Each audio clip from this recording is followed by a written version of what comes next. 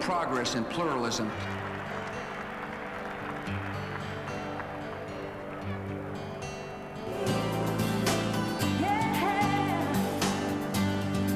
For U.S. women's sports history, with her winning goal in the 1999 Women's World Cup, ladies and gentlemen, please welcome the captain of the first ever Women's United Soccer Association Championship team, Brandi Chastain.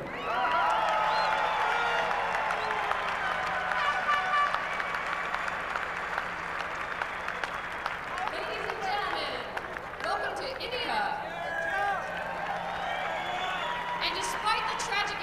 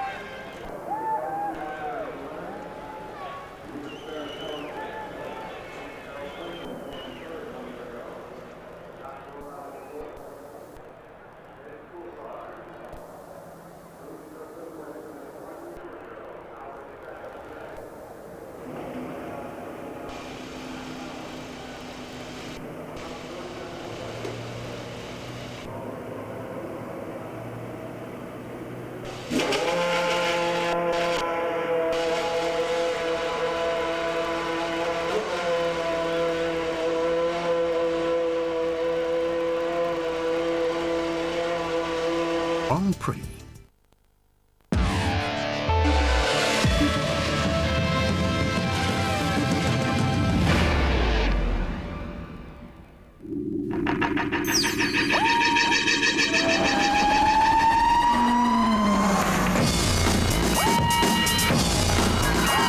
Formula One on ITV in association with Texaco.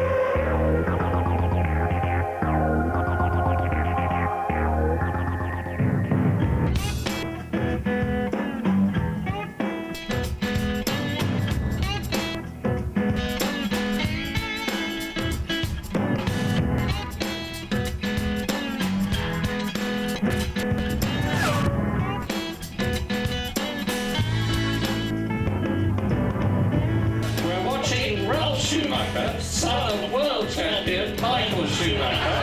Now the boot is on the other Schumacher.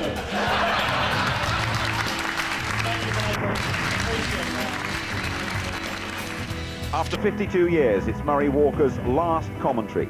The American Grand Prix is the country's first international sporting event since the terrorist attacks.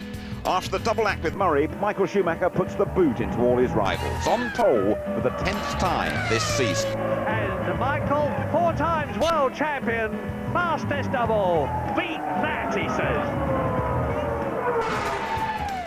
And hello there, welcome to sunny Indianapolis. We're all gearing up for Murray Walker's farewell commentary. And by the way, watch out for a very unusual Murray meet before the race starts at 7 o'clock your time.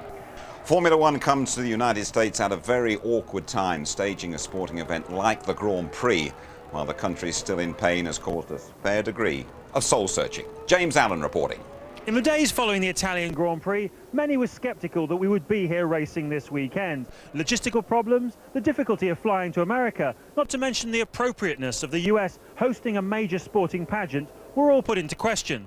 But they came through. The venue looks better than ever, a sophisticated anti-terrorist plan is in place, and the crowd and drivers are clearly delighted to be here. My kids are too young to understand what has happened, and they want to continue to live, they want to continue to love, to play, and that shows you that life has to go on, and that you have to focus to the future with keeping obviously the memory of the past and try and improve things, but keep on living. It sends the message that people are wanting to get out of their house, get out from in front of televisions, go on about their life. We've all grieved, we've all seen the images. We don't care to see those images anymore. We need to accept it and move on. We have taken some extra measures this time. There'll be more uniformed personnel. We always have literally thousands of safety and security people here for the event. And at the Indianapolis 500 and the Brickyard 400, our crowds are roughly twice of what they are here at the United States Grand Prix. So we'll have the same number of security people at a much smaller event. We're just glad to see everybody here and take a break from the tragedy just for a short period of time. We live in New York, and we didn't want to miss it. We can't let them win, so the terrorists. So we want Villeneuve to win. He'll do well to win, starting from 18th position. Mark Blundell and Tony Jardine are with me. Tony, lovely day, pit lane open. It all feels okay, doesn't it? It's a huge show of international support. It's a fabulous turnout of people. The first 100,000 people who came in to get it all got an American flag and they're all waving it. There's a lot of solidarity there, and it's quite an upbeat mood on this tremendous day, and I think it's a fabulous racing prospect. Mika Hakkinen, a traffic violation, you'd have to say, in warm-up. What was going on there? I think he's got a little bit of an eye problem, because he blew by about 5 guys who were sitting there stationary, didn't take avoiding action about stopping his car, and blew by the red light. The penalty for that is that he's lost his grid position in terms of being second. He's now 4th on the grid, and they took the second fastest lap that he achieved. his headaches then went on. Warm-up we had this morning, and he locks up, coming from that left-hander, left front wheel locked. Can't do anything about the speed, just bang, into the barrier. Due to take a year off, Mika Häkkinen, and it can't come soon enough for him. So a slight change on the grid for you. Michael Schumacher on pole, just like last year. Brother Ralph, quickest in that warm-up session, promoted alongside him. Juan Pablo Montoya, his engine also blew in warm-up in third, and then Häkkinen demoted to fourth. They took his second quickest time from yesterday. Barrichello and a fired-up Heidfeld. Coulthard seventh. That's disappointing once again. The Jordans, Trulli, and a Lacey. It's a Lacey's 200th Grand Prix, by the way. Best of the season, 10th for Jenson Button, and no joy for Eddie Irvine in that Jaguar. Now that Murray meets feature. Now Murray has met some charismatic characters over the years, but now he goes eyeball to eyeball with a man who knows him inside out.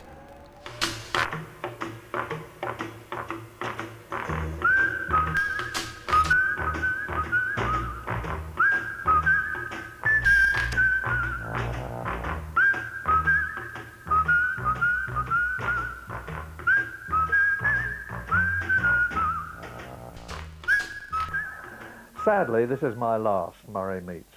I've met some absolutely fabulous people, but I've saved the best until the last. This is literally my best friend. I've known him all my life, and that includes 52 years of broadcasting. He's a super bloke, he's got a great sense of humour, very popular in the pit lane, and I think his face and his voice are probably one of the most famous of all in Formula One. So how did it all begin, Murray? Well, first of all, Murray, thanks for an absolutely cracking introduction. How did it all begin? Well, my father was a professional racing motorcyclist, and a very successful one. He won the TT in the Isle of Man and all the Continental Grand Prix. And he was racing before I was born. I went to my first race meeting, the TT in the Isle of Man, when I was 2 years old. That was in 1925. And I've been doing it ever since, because I went everywhere with my parents when he was racing on the continent. Did you and George ever race against each other, you know, battle it out on the old racetrack together? Actually, Murray, my father's name was Graham, but had I raced against him, there's no doubt at all about who would have won, because he was world class. What about when you went from bikes to cars? Was that a natural progression? How did it happen? I stayed with motorcycles until 1993, one way and another, but in 1978 the BBC decided that they were going to do all the Formula One races in the season. They had been doing the odd one up to then, and the BBC asked me if I would do them. Can a duck swim is my answer to that, and I was delighted to start on cars, and then I did Formula One from 1978 right up to now. You name it, on four wheels, and I've done it, and that includes rallying. When did you start commentating then, and what was it? Well, my first commentary of any kind was at a hill climb at Shelsley Walsh in Worcestershire, and as a result of that, the BBC producer, because the BBC were there to do it on radio, heard me, and I got offered an audition at Goodwood. That went well, and they then said, would you like to do the second radio position for the BBC at the British Grand Prix at Silverstone in 1949? And I was on my way. And unlike a lot of us, you've actually had a proper job, because you were in the advertising business for a long, long time. Well, before I'd been in the army, I'd had a short stint with Dunlop. But then I got into the advertising agency business, advertising Esso petroleum products. And then another agency where I spent the rest of my career, and I had a lot to do with things like confectionery and pet food and British Rail. Here's something you can tell me. I've always understood that you thought of a miles a day helps you work, rest and play. True or false? Well, no, I didn't. I was the account director on the Mars confectionery business, and as a result of that, I was responsible for the administration of what is probably one of the most memorable slogans of them all. I was much more of a birdseed and pet foods man. Trill makes budgies bounce with health, you know that. Murray, I know you tried to be like Dad and do a bit of motorcycle racing, but I gather that you didn't think that you were good enough. Now, is that then what led to the broadcasting? Yes, I had delusions of grandeur that I could be as good as my father at racing, and I did a bit of racing after the war. My dad had become a very successful broadcaster, and you know what they say, those that can do, and those that can't don't. So I started talking about it, and that's how my father discovered that he'd got a son who wanted to follow in his footsteps there, and that is actually what I did. What you've talked about has always been very exciting and dramatic, but you must have had highs and lows in your career. What about the highs? In '96, Damon had been battling against his teammate Jacques Villeneuve all season, and he won the race and he won the championship, and the whole lot sort of welled up as he crossed the line. And that was when I said, I've got to stop now because I've got a lump in my throat. And it was very, very genuine. Murray, in all these years, you have not been alone in the commentary box. You've been sharing the microphone with someone else, notably for 13 years with James Hunt. And we hear so many different stories about your partnership together. How did you really get on? When we started together, because we were chalk and cheese, I was old enough to be his father, we were different in every possible way, it would be fair to say that we weren't the best of mates. But over the years we rubbed the rough corners off each other. I learned his ways and he learned mine, and in the end we actually got on extremely well together, and I need hardly say that he's very sadly missed, and especially by me. What are you going to do next? What next? Well, I'm writing the inevitable autobiography, we all do. Then the publishers are sending me on a world tour to promote it, so that's going to take care of next year. I've got a lot of people who are asking me to do things, promotional things, and Bernie Ecclestone said to me the other day, "You're not retiring, Murray. I'm going to make you an offer." Murray, thank you for giving me so much of your time. As ever, it's been a pleasure to talk to you. It's been a pleasure talking to you, but then I have always thought that you were a capital chap. Now, all good things come to an end. They're about to come to an end for me.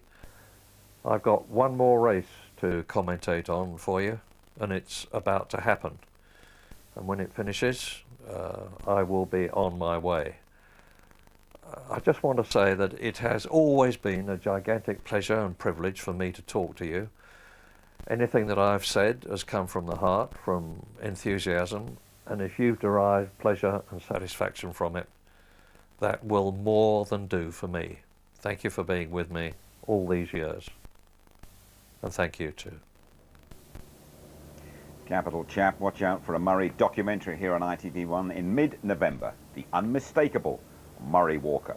He could have done with an alter ego around Indianapolis. He's been the centre of attention. The Formula One paddock actually laid on a special party for him. Adieu from Alain Prost. I don't know what to say. Well, I'm like you. We all have to stop sometime. You have 1 year to rest and then you come back. The message, thanks Murray, and like those budgies, keep bouncing with health. Murray, all set for the American Grand Prix.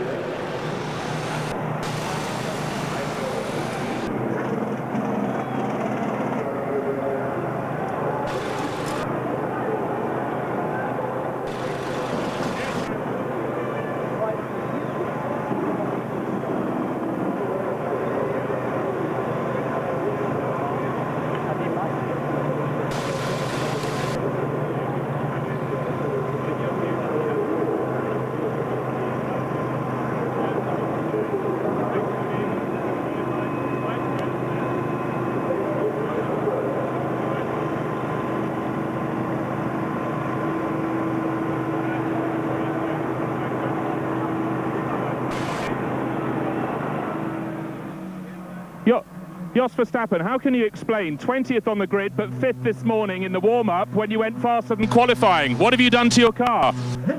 Because we know we were not very happy with the setup and qualifying, so we tried new things on the car, how we like it, and we went quicker this morning as well. We run with very low fuel but very old tires, so we were all very impressed by the lap time. But obviously we didn't do our homework properly in qualifying, and we checked it out this morning. The car on heavy fuel always feels quite good, so hopefully we are competitive. Best of luck. Thanks for talking to us.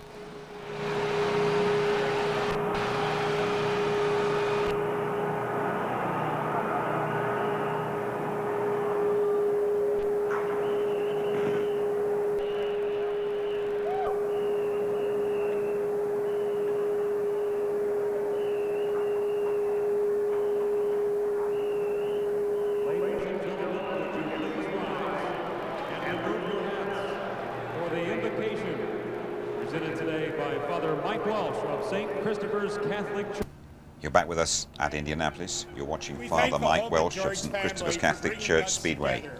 This international community.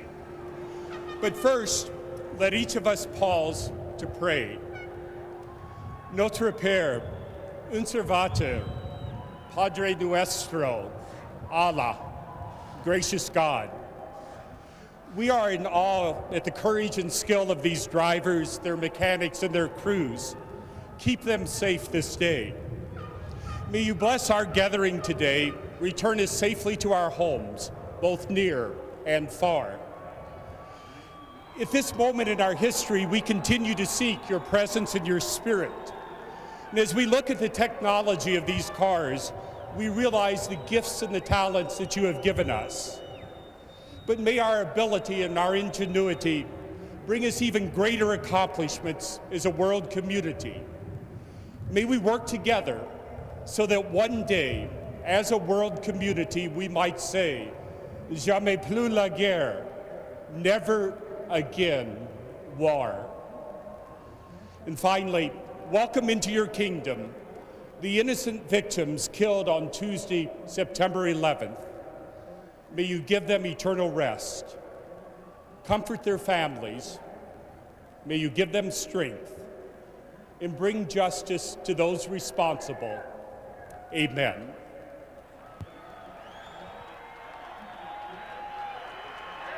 Ladies and gentlemen, would you please remain standing?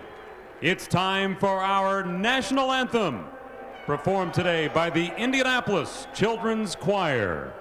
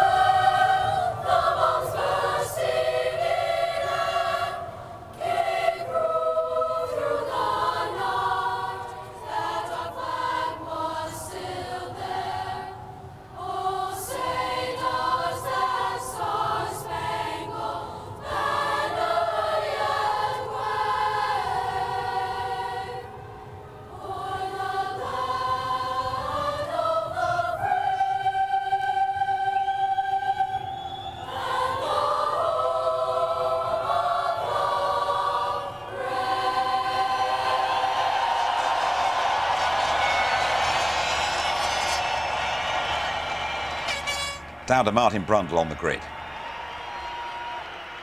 Ladies and gentlemen, the Okay, hello, thank you, Children's Jim. Choir with Look our at this national fantastic anthem. crowd. Double-decker grandstands, not got long with you. We've just got to try and paint a picture of the feeling on the grid here. There's a lot of frustration from Mika Häkkinen, who's been moved back. Let me tell you, he is very, very unhappy. Most of the drivers are going to be getting in the car now. I don't know if I could... but Bernie, in 10 seconds, we're here then. Yeah, we are. I said we'd be here. We're here. And we are. Hakkinen, that's too draconian to move him back. I don't understand, to be honest. I haven't had a good look and see what it was, but I don't know why. Okay, see you later. We're really tight on time. The teams are concerned today about blistering of rear tyres. That's both Michelin and Bridgestone. They've got no data from last year because it was a wet, dry race, and therefore they're taking a bit of a stab at today's strategy. So it's going to be very interesting to see. I think it's going to be an incredibly tight race. Quarter of a second between the top 8 in the warm-up this morning. And I just want one word from Jean Alesi, who's about to start his 200th Grand Prix. Jean Alesi, 200 Grand Prix, how do you feel? We've got 3 seconds. Honestly, I feel great to be especially with Eddie, and I will enjoy this Grand Prix really much. Bye-bye. Bye-bye, Martin. Murray Walker's farewell commentary then. The American Grand Prix, we are all set to go. Before Murray goes, don't you miss a single word.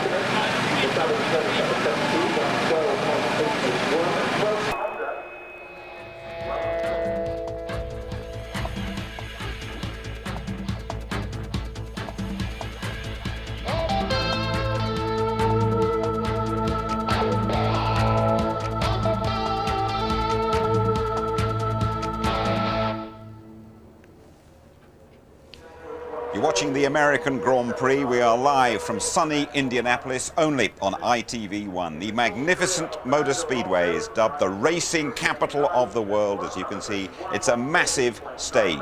Calling is the word they use for commentating stateside. It is the last call for Murray Walker. On you go, Murray. Does America like Formula One? Well, you should be here. This place is absolutely awesome. The Indianapolis Motor Speedway. Fantastic in terms of its scale, its size, its facilities, its history and its charisma. Look, there is the super speedway with its 4 turns. Average speeds of about 220 miles an hour around there for the well-famous Indianapolis 500. A lot less than that for Formula One. You can see the circuit built inside the super speedway. Their lengths are approximately the same. And there is a mammoth crowd here. They're reckoning on 200,000, just about twice as much as any other Grand Prix in the world. They've been pouring in all morning. The conditions are absolutely superb. Sunshine, blue skies, track temperature, 26 degrees, good for the Michelins.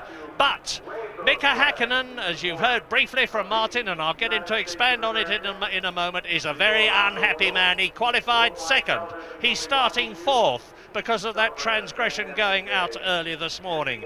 Up go Michael's brother, Ralf Schumacher, to second on the grid, and Juan Pablo Montoya to third. And Mika Hakkinen will have the red mist down when those lights go out. He's very angry. He said to me this morning, that's why I'm leaving this sport. I'm fed up with this kind of thing. I mean, it was a knee-jerk reaction. It's a retrospective moving of his position on the grid from obviously jumping that red light this morning. He couldn't see the red light because they were 2 abreast in the pit lane. No doubt about it, he did go through it. And of course, going onto the racetrack when the track is closed is a very serious situation. Normally, though, we would expect in the paddock that to have resulted in a fine of some sort. But Hakkinen then, an angry man. Will he turn that into frustration and a first corner incident, or one of his brilliant races? We'll have to wait and see. But remember yesterday, Murray, when you mistakenly for a few seconds called 2 Schumachers on the front row?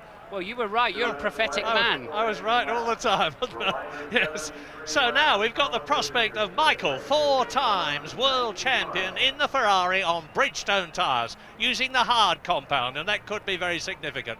Brother Ralph promoted up to G2, the second position on the grid, on Michelin tyres, and that could be very significant too.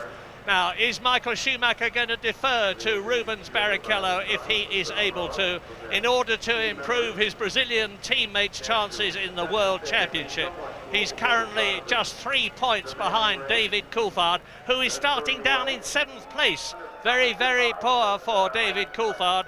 So the McLarens are starting 4th and 7th. But when the lights go out, I advise you to just keep a general eye on the grid, because I'm expecting the Benettons, and Jenson Button is starting higher than he started before since he joined the Benetton team. He's 10th on the grid, and Fisichella to blast through because their launch control system is superb. Jos Verstappen maybe 20th on the grid, but this morning he was extremely fast in the warm-up. He's got a very light fuel load. I'm expecting him to come up. And I would say the same thing about the Jaguars too. They may be down 14th and 16th, but I'm expecting them to stop twice in this race. Most people will stop once, in which case with the Jaguars and a light fuel load, we could see anything. But mercifully, I hope, Martin, will get everybody round this first corner first, because there's quite a long drag down to it. There's a good escape road. It's fairly wide, and they should all get round safely. Yes, and the interesting thing is Jenson Button, of course, in his best grid position of the year in 10th. Now, the previous 2 Grand Prix, we've seen both Benettons gain at least 1 and usually 2 rows of the grid. This fabulous new traction control system, start launch control that they have, so it'll be interesting to watch the Benettons. But it's very wide down into turn 1, plenty of lines you can go in, but at the end of the day, just one sweet racing line when you finally get into the corner. And the engines scream 18,000 RPM from each of those V10 motors. Down to turn 1, And this is the magnificent Indianapolis circuit you see. They go round the opposite way in Formula One. And this is turn 1. And turn 2 is the left-hander. They take that at about 70 miles an hour. Everybody's got away well for the parade lap, the formation lap.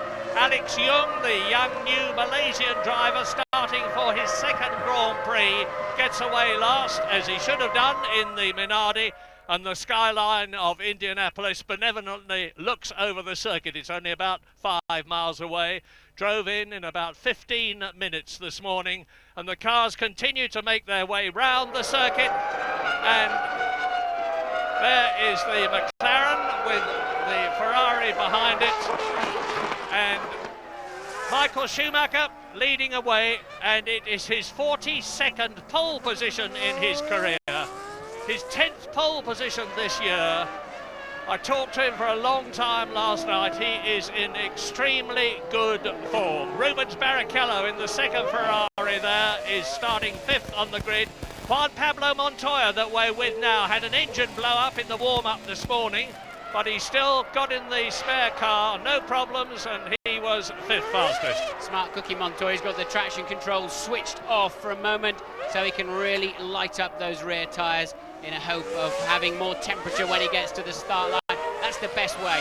Pump 850 horsepower through those two relatively skinny 4-groove rear tyres, and they just flare up in temperature. Look, Michael Schumacher, you're not actually supposed to do that. That is the equivalent of a practice start. You mustn't really do that, but you can squirt it as you're cruising along if you want. So, out of turn 2 of the Indianapolis Motor Speedway, down the straight, and they'll be doing some 205 miles an hour as they approach turn 1 at the end of the first lap. John Todd, the Ferrari team manager, walking to his position on the gantry, and it's just a matter of seconds now before the 73-lap American Grand Prix starts. The World Championship has been decided, but it hasn't been decided for second place in the Drivers' Championship or second place in the Constructors' Championship.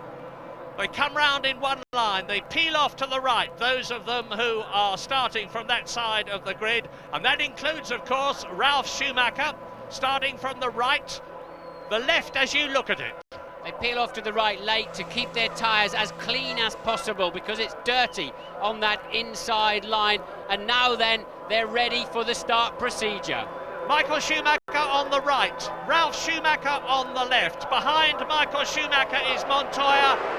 3 lights, 4 lights, 5 lights. Go, go, go! And they've all got away well. No, there's one left right at the back. Is it Young or is it Thomas Enger? But meantime, Schumacher leads. Michael Schumacher, that is.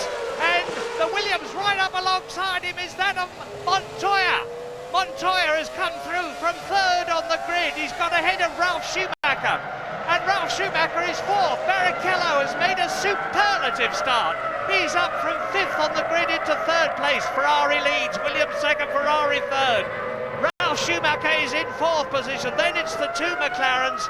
Alex Young brings up the rear. Yes, Thomas Enger failed to get away, but he is now into the race. So all 22 cars away, albeit one of them somewhat delayed. Michael Schumacher then leads Montoya, Barrichello, Ralf Schumacher, Hakkinen and Coulthard. The 2 McLarens line astern for 5th and 6th. Into the left-hander at turn 10. Now this is where they start to attack the banked part of the circuit after turn 11. 80 miles an hour out of this, and now the speed builds. 155 miles an hour, 190 miles an hour, 205 miles an hour. And Michael Schumacher leads, Ralf leads, Barrichello leads Ralf Schumacher 4th and Montoya in 2nd place. And not a great start for the Benettons. They're 10th and 11th Fisichella. Button slipped a little bit, and Jolin Lacey was the man who had the worst start, and we've got a touch there. Yeah, and a wing broken, and that is Kimi Räikkönen. Kimi Räikkönen's front wing has been broken as he was sandwiched between Nick Heidfeld, his teammate, and Jean Lacey driving in his 200th Grand Prix. I think it was Trulli. I think they were getting caught up. Trulli had a decent start. Look, a Lacey very slow away of the 2 yellow cars. A clear run for Michael, but Montoya then in the BMW. Williams managing to get right alongside. Michael having none of it, takes the line, pushes him wide, and a bit of squabbling in the midfield, but no major drama at that time. But at the end of the first lap, we will see that Trulli was getting involved in a fight. But this is the picture from Montoya, just over his left shoulder, of course, and look, picked up a beautiful slipstream from the Ferrari, but nowhere to go when he arrived, and you've got to be on the inside there. Michael giving him no slack whatsoever. Nobody was clean. Michael Schumacher's being criticised for cutting across other drivers at the start of the race. That was fair enough. And look at the lead he's building now. He's on his second lap. It was 0.8 of a second. Barrichello perfectly placed. Can he use this slipstream? Montoya goes to cover the inside line. Barrichello braking later and managing to make it stick. Easy for Barrichello then. Right, now let's, right at the beginning of the race, remember that Ferrari have actually got a disadvantage, they thought, some people, at the start here. They're on the harder compound Bridgestone tyre. It may not grip the circuit so well, but it won't degrade, it'll last better. Kimi Räikkönen then, we saw he touched with Jarno Trulli, and he is stopped for a new nose, and he will join in last place. And already we're on lap 3. Ferrari leads, Ferrari second. Schumacher leads, Rubens Barrichello is second. Down to third goes Montoya. Right behind him is Ralf Schumacher. Mika Häkkinen, who started fourth, is down to fifth. David Coulthard, who started seventh, is up to sixth. In seventh is Heidfeld, who started sixth. And Jarno Trulli is in 8th position in the Jordan. And you can see the battle now between the two Williams BMWs, Montoya and Schumacher, with Mika Häkkinen and Coulthard behind them. Out of our view, but Jenson Button has passed Fisichella, with Räikkönen pitting. Button up to 9th, Eddie Irvine 11. And just look at this for sheer raw speed. It is terrific. 820, 30 horsepower blasting through those rear wheels. They have to come down to 75 miles an hour. Third gear corner for turn 1. And it is line abreast now. 4.7 seconds covers the top 6. Barrichello 4/10 faster than Michael Schumacher on the previous lap. There it is, a new fastest lap of the race, but that's not a lap record at this stage. A car on the outside travelling slowly. We didn't see who it was, and it is a Sauber. Presumably that's Räikkönen, who's back onto the track. We saw his car smoking a little bit as he left the pits. Thought it was tyre smoke, but maybe then Räikkönen got out some other. Yes, he has. Look, Räikkönen with some technical problems. We don't know what. Of course, creeping back to the pits. And here's a flash of intelligence. We believe that the Ferraris have got a two-stop strategy. We believe, we could be wrong, but it makes sense. Look at the way that Rubens Barrichello has come up, presumably with a lighter fuel load. And if that is the case, they've got to build a lead now over the two Williams BMWs of Juan Pablo Montoya, who is third, and Ralf Schumacher, who's in 4th position. Montoya had a very slow lap, a 1:17.6, nearly 2 seconds off the pace last time around, and that's why he's suddenly under pressure from Ralf. Häkkinen in close company. Yellow flag, stationary yellow flag I can see in the background, and we think it's an oil flag, so some debris or something slippery on the racetrack. Montoya is struggling. Yeah, Ralf Schumacher is pushing. He's in 4th position, and Mika Häkkinen is just behind them. There's the McLaren, and behind the McLaren it's David Coulthard. So is Montoya holding things up? You can see they're piling up behind him.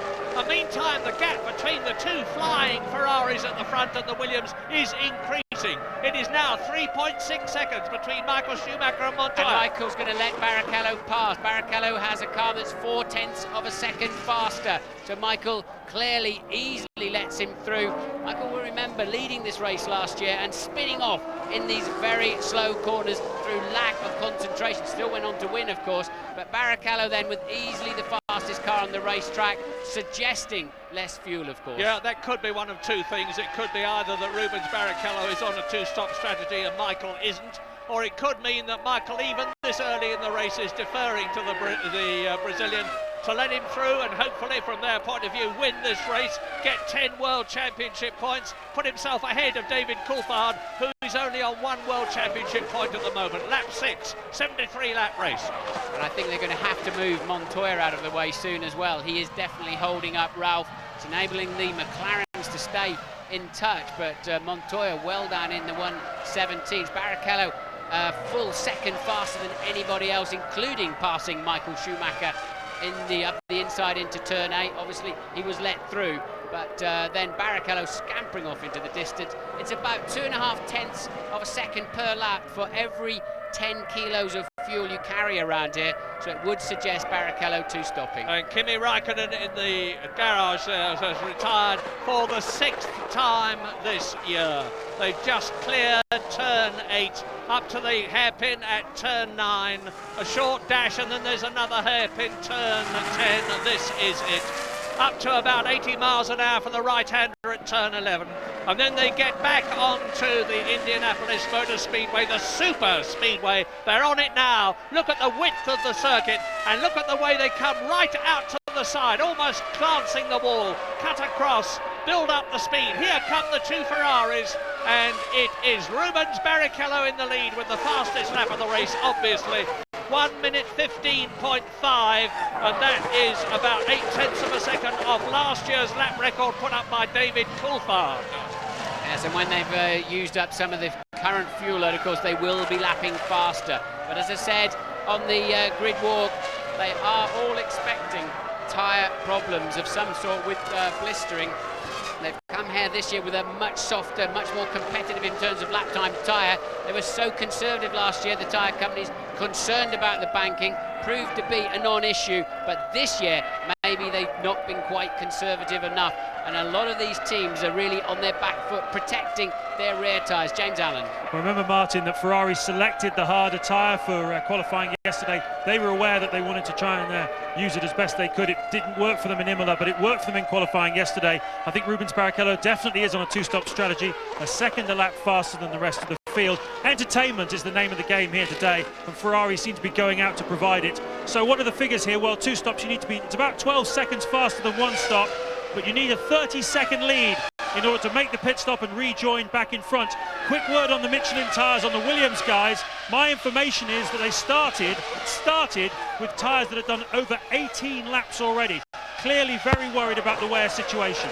Now look, there is the third and fourth, followed by the rest. Montoya is not letting Schumacher past if the German is trying to do so. Häkkinen's right behind him, and then it's David Coulthard, Heidfeld and Button, and between those there is only about 3 seconds, so it's mighty close. The traffic needs to break. Heidfeld keeping the two McLarens on us. He's got a point to prove, hasn't he? He's been bypassed for the McLaren drive for next year by Kimi Räikkönen. Räikkönen in the pits. He's had a dismal time since he signed for McLaren, as it happens, for next year. But Heidfeld really been on it all weekend. Didn't get away from the start too well, and that put him behind Coulthard. But now he's managing to stay with them.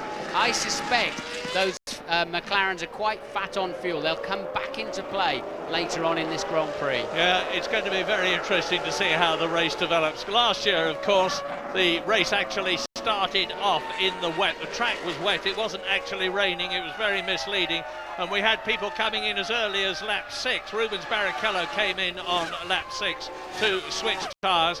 The crafty and experienced Michael Schumacher stayed out and reaped a tremendous benefit because he subsequently won the race by being able to do what Ayrton Senna had done so frequently in the past, keep out on what seemed to be the wrong tyre for the conditions and still not have his lap times suffer. Well, Nick Heidfeld is undoubtedly the man to watch at the moment. He's in 7th position, and there he is behind David Coulthard's McLaren. He is in the points. Both the McLarens are in the points. Both the Ferraris are, of course, on a potential 16 World Championship points for 1st and 2nd place. Both the Williams are in the points at 3rd and 4th. So it is dominated, as you would expect. Ferrari, Williams, McLaren and Heidfeld there with the red wing mirrors on the Sauber, followed now by Jenson Button, and there he is in 8th position. Jenson started 10th in the Benetton. He has worked his way up 2 places. He's 2 places ahead of Giancarlo Fisichella, his teammate. Yes, out of picture again. Button then has put a move on Trulli somewhere, so Jenson Button coming through the field very nicely. Isn't it great to see him back on form? This last 2 or 3 Grand Prix, he's really been looking like the Jenson Button we saw last year.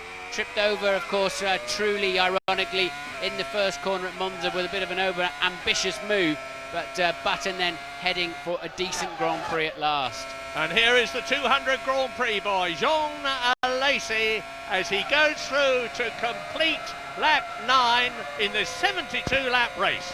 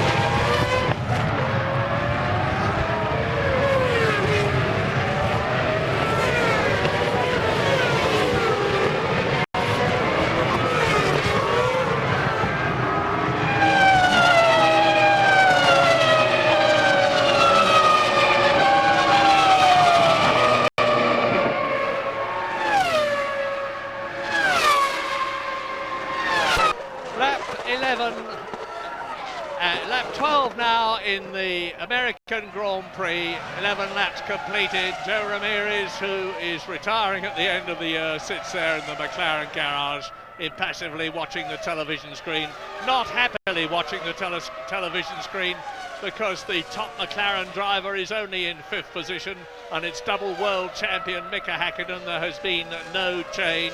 David Coulthard, there he is, just going under the banner, followed by Nick Heidfeld in the Sauber in 2nd position. As we look at the 2 Williams ahead of him, we can't look at the Ferraris, because Rubens Barrichello is 6 seconds ahead of Michael Schumacher, and Montoya is another 3 seconds behind them. So we've heard James Allen saying that the leaders need something like a 30-second gap if they're on a 2-stop strategy, which we believe Rubens Barrichello is. It's not enough at the moment, because Montoya in the leading Williams BMW on Michelin tyres is 9.5 seconds behind the leader. Don't know when he'll be coming in. That's the problem about one-stop strategies these days. It's very difficult to predict when the cars are going to come in, because we don't know what fuel loads they've started off with. That's for sure. Jenson Button's had a problem. He's now slipped quite a long way back from Jarno Trulli. We don't know why. That's a Lacey challenging both the Benettons. 11th place man Lacey. Fisichella on the end of his nose, picks up that extra surge, and later on the brakes, a really clean move. Well, he's done 200 of these. He should be good at that by now, Murray. Yeah, and he's 37 years old, but there's news from James. Yes, looking at the timing of these stops then, gentlemen. The one stop as we're looking at about lap 40, I believe. But Rubens Barrichello on his 2-stop, he's going to come in on lap 28, which is in just 16 laps from now, and then he's going to have to come in again about lap 51. That's the target. And one other note for you, Jos Verstappen, the king of the Grand Prix starts, he has made up 7 places off the start line this race, and that means that in the 16 Grand Prix so far, it's a total of 80 places. 80 places he's made up so far, an amazing statistic. So there is Jenson Button in the Benetton, followed by Fisichella. Now we're with a Lacey, and a Lacey has got Fisichella in front of him. So underneath the banner, into the right-hander, a terrific battle now between the 2 Benettons with their new Renault 111-degree V10 engine, and Jean Alesi in the Honda-powered Jordan, and Alesi's flying. He's not close enough yet, Button's, prediction? But well, he's got to get a little bit closer than that. But Button's really struggling with the handling. He's dropped off the pace. And Lacey, look at that. You can just feel it's like moving up another gear, and he will now easily outbrake Button. I think they're losing a lot of grip from the Michelins on the Benetton at the moment. Obviously working them too hard, and that was easy. I think Lacey then just pulling a rip-off off the visor. Probably got a lot of oil on his visor, which may also give us an indication of why Button has started to slow down. Maybe he's got the beginnings of an engine gremlin. Yeah, and that's happened in the past. This is still very much a development engine, and we're now back at the front of the American Grand Prix on lap 14 out of 73 as the Ferrari exits turn 13, builds into that long straight. And the leader, Rubens Barrichello, has now gone faster again, 1 minute 15.179, and that is 0.4 of a second off last year's lap record. And I remind you that he has still got plenty of fuel to burn off before he comes in. That's the Williams BMW of Montoya. He is in third place. Ralf Schumacher has dropped back a bit, actually, compared with Montoya that we're looking at, because the German in the Williams BMW is now about 1.5 seconds behind his teammate. There's been no change at the top 7. It's still Barrichello, Schumacher, Montoya, Ralf Schumacher, Mika Häkkinen, David Coulthard, and the gallant Nick Heidfeld. He doesn't have anything to prove. He's been a test driver for McLaren. He's driven for Prost. Now he's with Sauber. You heard there he is in the background with the red mirrors on his car in the wheel tracks of David Coulthard. Now, are the McLaren still fuel heavy, Martin? Do you think they're going to be able to make up ground later on? Well, judging by the warm-up this morning when there was just about a quarter of a second between the lot of them and Coulthard second fastest, it seems absolutely clear that they're running more fuel in the McLaren, certainly than Barrichello. Interestingly, Michael Schumacher second, Montoya third, Ralf Schumacher fourth. They're pretty much stable at the moment with regard to the gap. So this is the best squabble on the circuit right now. Heidfeld just hanging on to the shirt tails of Coulthard, and Häkkinen easing away now by some 2.8 seconds. But look at the heat haze behind the cars.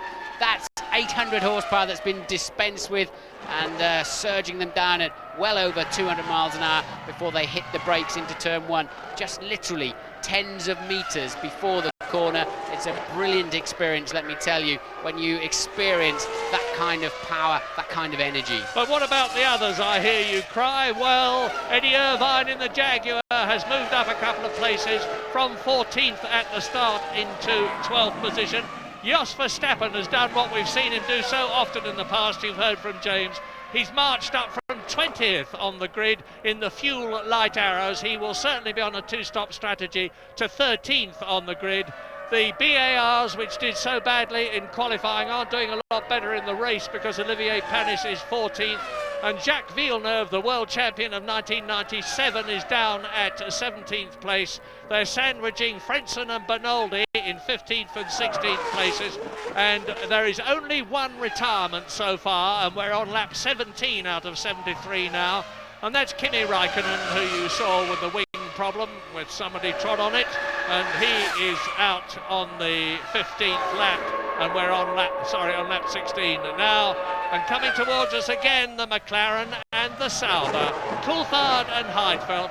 This is the battle on the circuit, because there's 9 seconds between Barrichello and Schumacher. There's nearly 4 seconds between Michael Schumacher and Montoya.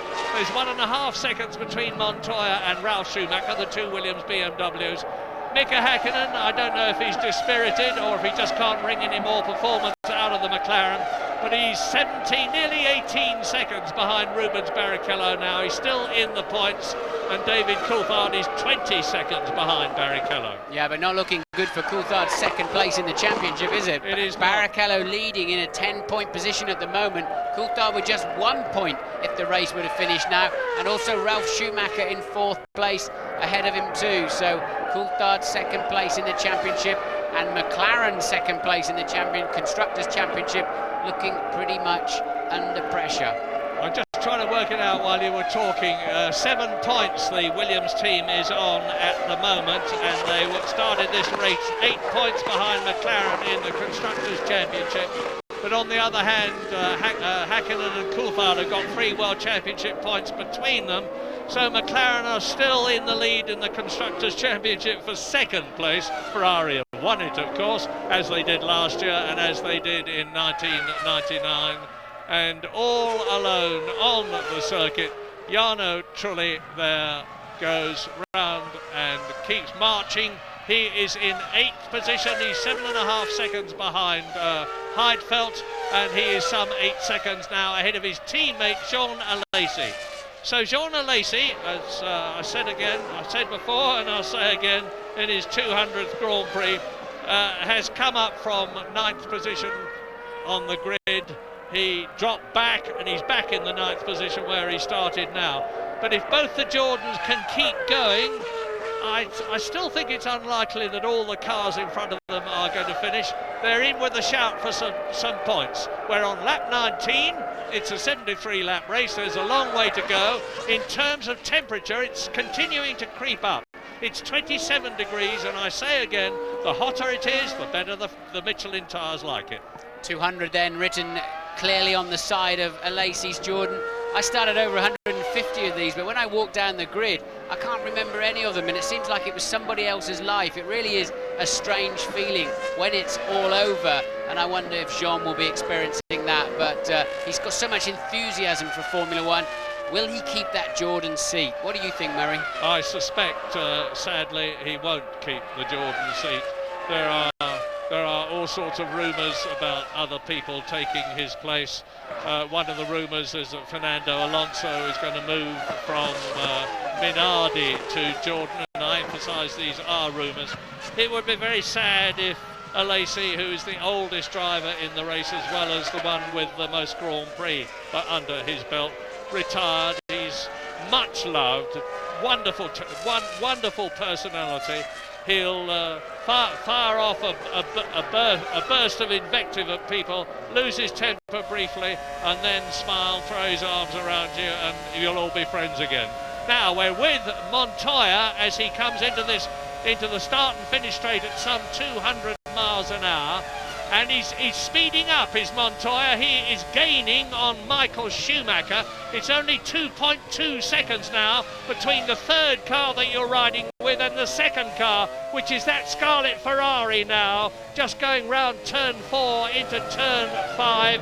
And that is Rubens Barrichello leading the race. So now look back, it's a 10-second gap. You're not going to, if they stay with him, and they are staying with him, with the heat haze pouring out of the back of the car, because the exhaust pipes, 5 cylinders on each side, exit through the top of the bodywork there, just in front of the rear wing. And that is to enable as much clean air to get at the rear wing as possible, to help the aerodynamics, to force the tyres down onto the ground. More rubber on the track means more grip. More grip means more power transmitted. More power transmitted means more speed. Barrichello has won 1 Grand Prix in his career, the German Grand Prix at Hockenheim last year. He desperately wants to win another. He's going the right way about it now, but he's still only 12 seconds ahead of Montoya. He needs a lot more lead to retain it when he comes in. Yes, he deserved to win in Monza, in my view. Obviously, a fuel rig problem there cost him the Italian Grand Prix just 2 weekends ago.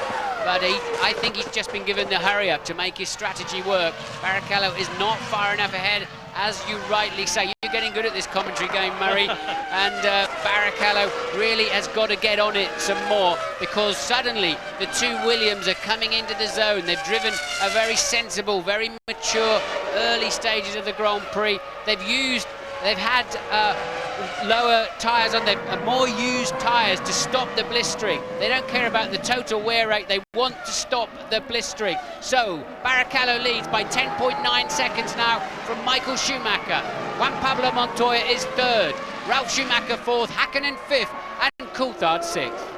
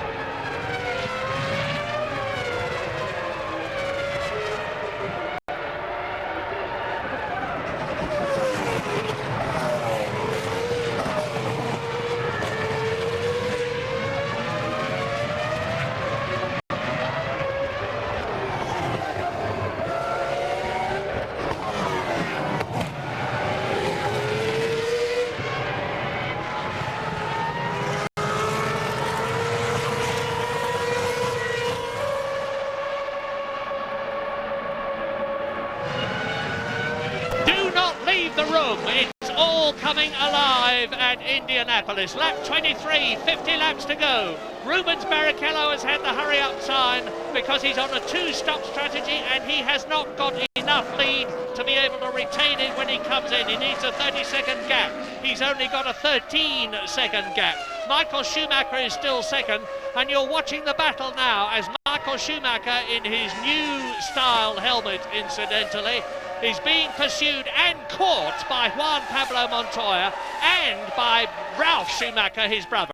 So, second, Schumacher, Michael. Third, Montoya, Williams. Fourth, Ralf Schumacher in the yellow-topped helmet in the Williams BMW. And the Williams team are getting ready. They're getting up now. They're going to come out. This is at lap 24. It looks as though they're getting ready to bring one of the Williams in for a tyre stop and refuel. As you look at Alex Young in the background, pursued by Thomas Enger, and being caught to be lapped on lap 24 by Rubens Barrichello. Well, I tell you, if Williams are coming in for a stop, there'll be an enormous sigh of relief from the Ferrari team, because Williams were definitely putting an attack into place, but it seems as if they are also light on fuel. So the Williams has not had the ultimate pace that we thought they were having, and they're one of them, and therefore I'm sure both of them will be making a two-stopper now, and the Ferrari pit wall will be mighty happy about that. We think it's Ralf Schumacher, the second of the two Williams, coming in this time, makes a late lunge for the pit lane. There's the speed limit line already, so it's a long, long way, and that's why a pit stop here takes so much time, and it really does compromise you on a two-stopper. James Allen will take it. I tell you, Martin, if this is a scheduled stop, they're nowhere, absolutely nowhere. He should have been much, much faster in the first stint. Really worn Michelin tyres coming off. They're really very worried about the heat building up in the casing of the rear tyres. That's the problem here today, and that's the problem with the left rear tyre. Now it's on the car. Ralf rejoins, but I don't think Williams are in it today, Martin. No, and they, as you said, left rear, they had to change the gun. The man on the left rear had to change guns for some reason, and a very slow pit stop for Ralf then. He came in fourth, and he's going to go through, come out 10th, because Montoya's gone through, so has Hakkinen and Coulthard. Heidfeld is now up into 6th, Trulli is up into 7th. Ralf Schumacher got out just about at the same time as Jean Lacey. I didn't see whether he was in front of or behind the Jordan, but anyway, we're now with Juan Pablo Montoya. Is he going to have to stop and come in, as has Ralf Schumacher? Montoya is third, that's Michael Schumacher ahead of him. The gap is only 0.8 of a second now, and he's carved it down from 2.2 seconds. Lap 26 out of 53, so round about one third distance. And you can see the Ferrari is actually visibly getting bigger in Montoya's sights, and he closes right up on Michael Schumacher. And that's an important point. Barrichello up front by 12.5 seconds, has Michael as rear gunner for him today. And I think Michael will be very happy to help Rubens win that Grand Prix. Rubens appears to have enough speed by himself. And look how much Montoya had to correct the car through a relatively simple stage of the lap. And then it's quite clear then they're really struggling to get the back end to stick on that Williams, and it's been pretty much the case all through free practice and qualifying. We've seen Montoya pointing the wrong way down the racetrack on at least 3 occasions as they've struggled to hook the rear up. Oh, closing right up. This is race 16 out of 17, just the Japanese Grand Prix in 2 weeks' time. But 10 races ago in Austria, race 6, Rubens Barrichello moved over and let Michael Schumacher through from third to second in order to get World Championship points as the team leader. And Michael said, "Thank you, Rubens, I will remember that." Now, maybe this is the time for him to remember. Not in the pit lane this time, so at least 3 more laps of fuel then that Montoya was carrying over Ralf. So how far can he go? I'd be amazed if he can one stop, because that means Ralf was having a terrible afternoon. So surely Montoya will be in anytime soon. And you never know with Michael Schumacher. He's got such a wise old head on his comparatively young 32-year-old shoulders. But there is an answer. The Ferrari mechanics in their overalls, helmets, are out in the pit lane. They are allowed to come out. They have to come out on the lap that the car is coming in. So there's going to be a Ferrari stop at the end of this lap, which is lap 27 out of 73. Rubens Barrichello leading by 12.5 seconds. Montoya right behind Michael. Well, of course, we've had Barrichello pegged as a two-stopper from the very early stages of this Grand Prix, and there then into the pits is such a high angle, it's difficult to see which one it was. It's Barrichello. With this, it is Barrichello, but with this Michael's new helmet, it's terribly difficult. James. Yes, well, bear in mind, guys, that Rubens has now to make one more stop than the others. In other words, he needs extra 30 seconds out of his race, which the others don't need to lose. So in both of the first two stints, he needed a 16-second lead at least. He's clearly going to lose the lead this time. It's the second stop. It's his exit from the second stop that's the critical part. And I don't really know if he'd done enough work in that first stint. Only 12.5 seconds lead. It's very, very marginal. Two stops here, not that much faster. Very bold by Rubens. Can he make it pay? Go, Rubens. You're not going fast enough. Michael Schumacher now leads. There is Rubens Barrichello. Michael Schumacher leads. Montoya is up into second. Hakkinen is up into third. Rubens Barrichello scrambled out of the pit lane just in front of David Coulthard. He was in fourth place, so he's lost 3 places. Is the Ferrari strategy falling flat on its face? We'll have to wait and see. This is lap 28. The key to this race is how far can these two cars go before they make a pit stop. Michael and Montoya, then Michael Schumacher from Montoya by 0.8 of a second. This then is the scrap for the lead now after Barrichello's expected relatively early stop. Ralf Schumacher is down in 8th place after that stop of his, that slow stop.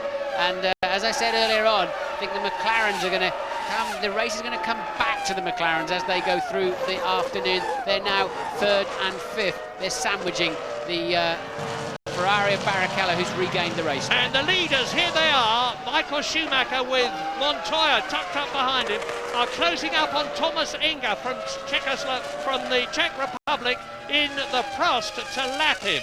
Now, if Enger gets in the way, this is where things could change, so Michael will be watching his mirrors to see what Montoya does. He will be watching the front to see where he can get past Thomas Enger. There is the Czech. He looks in his mirrors. He moves over. Good bit of driving, Thomas. Well done. It's only his second Grand Prix. Bang goes Schumacher past him. Bang goes Montoya past him.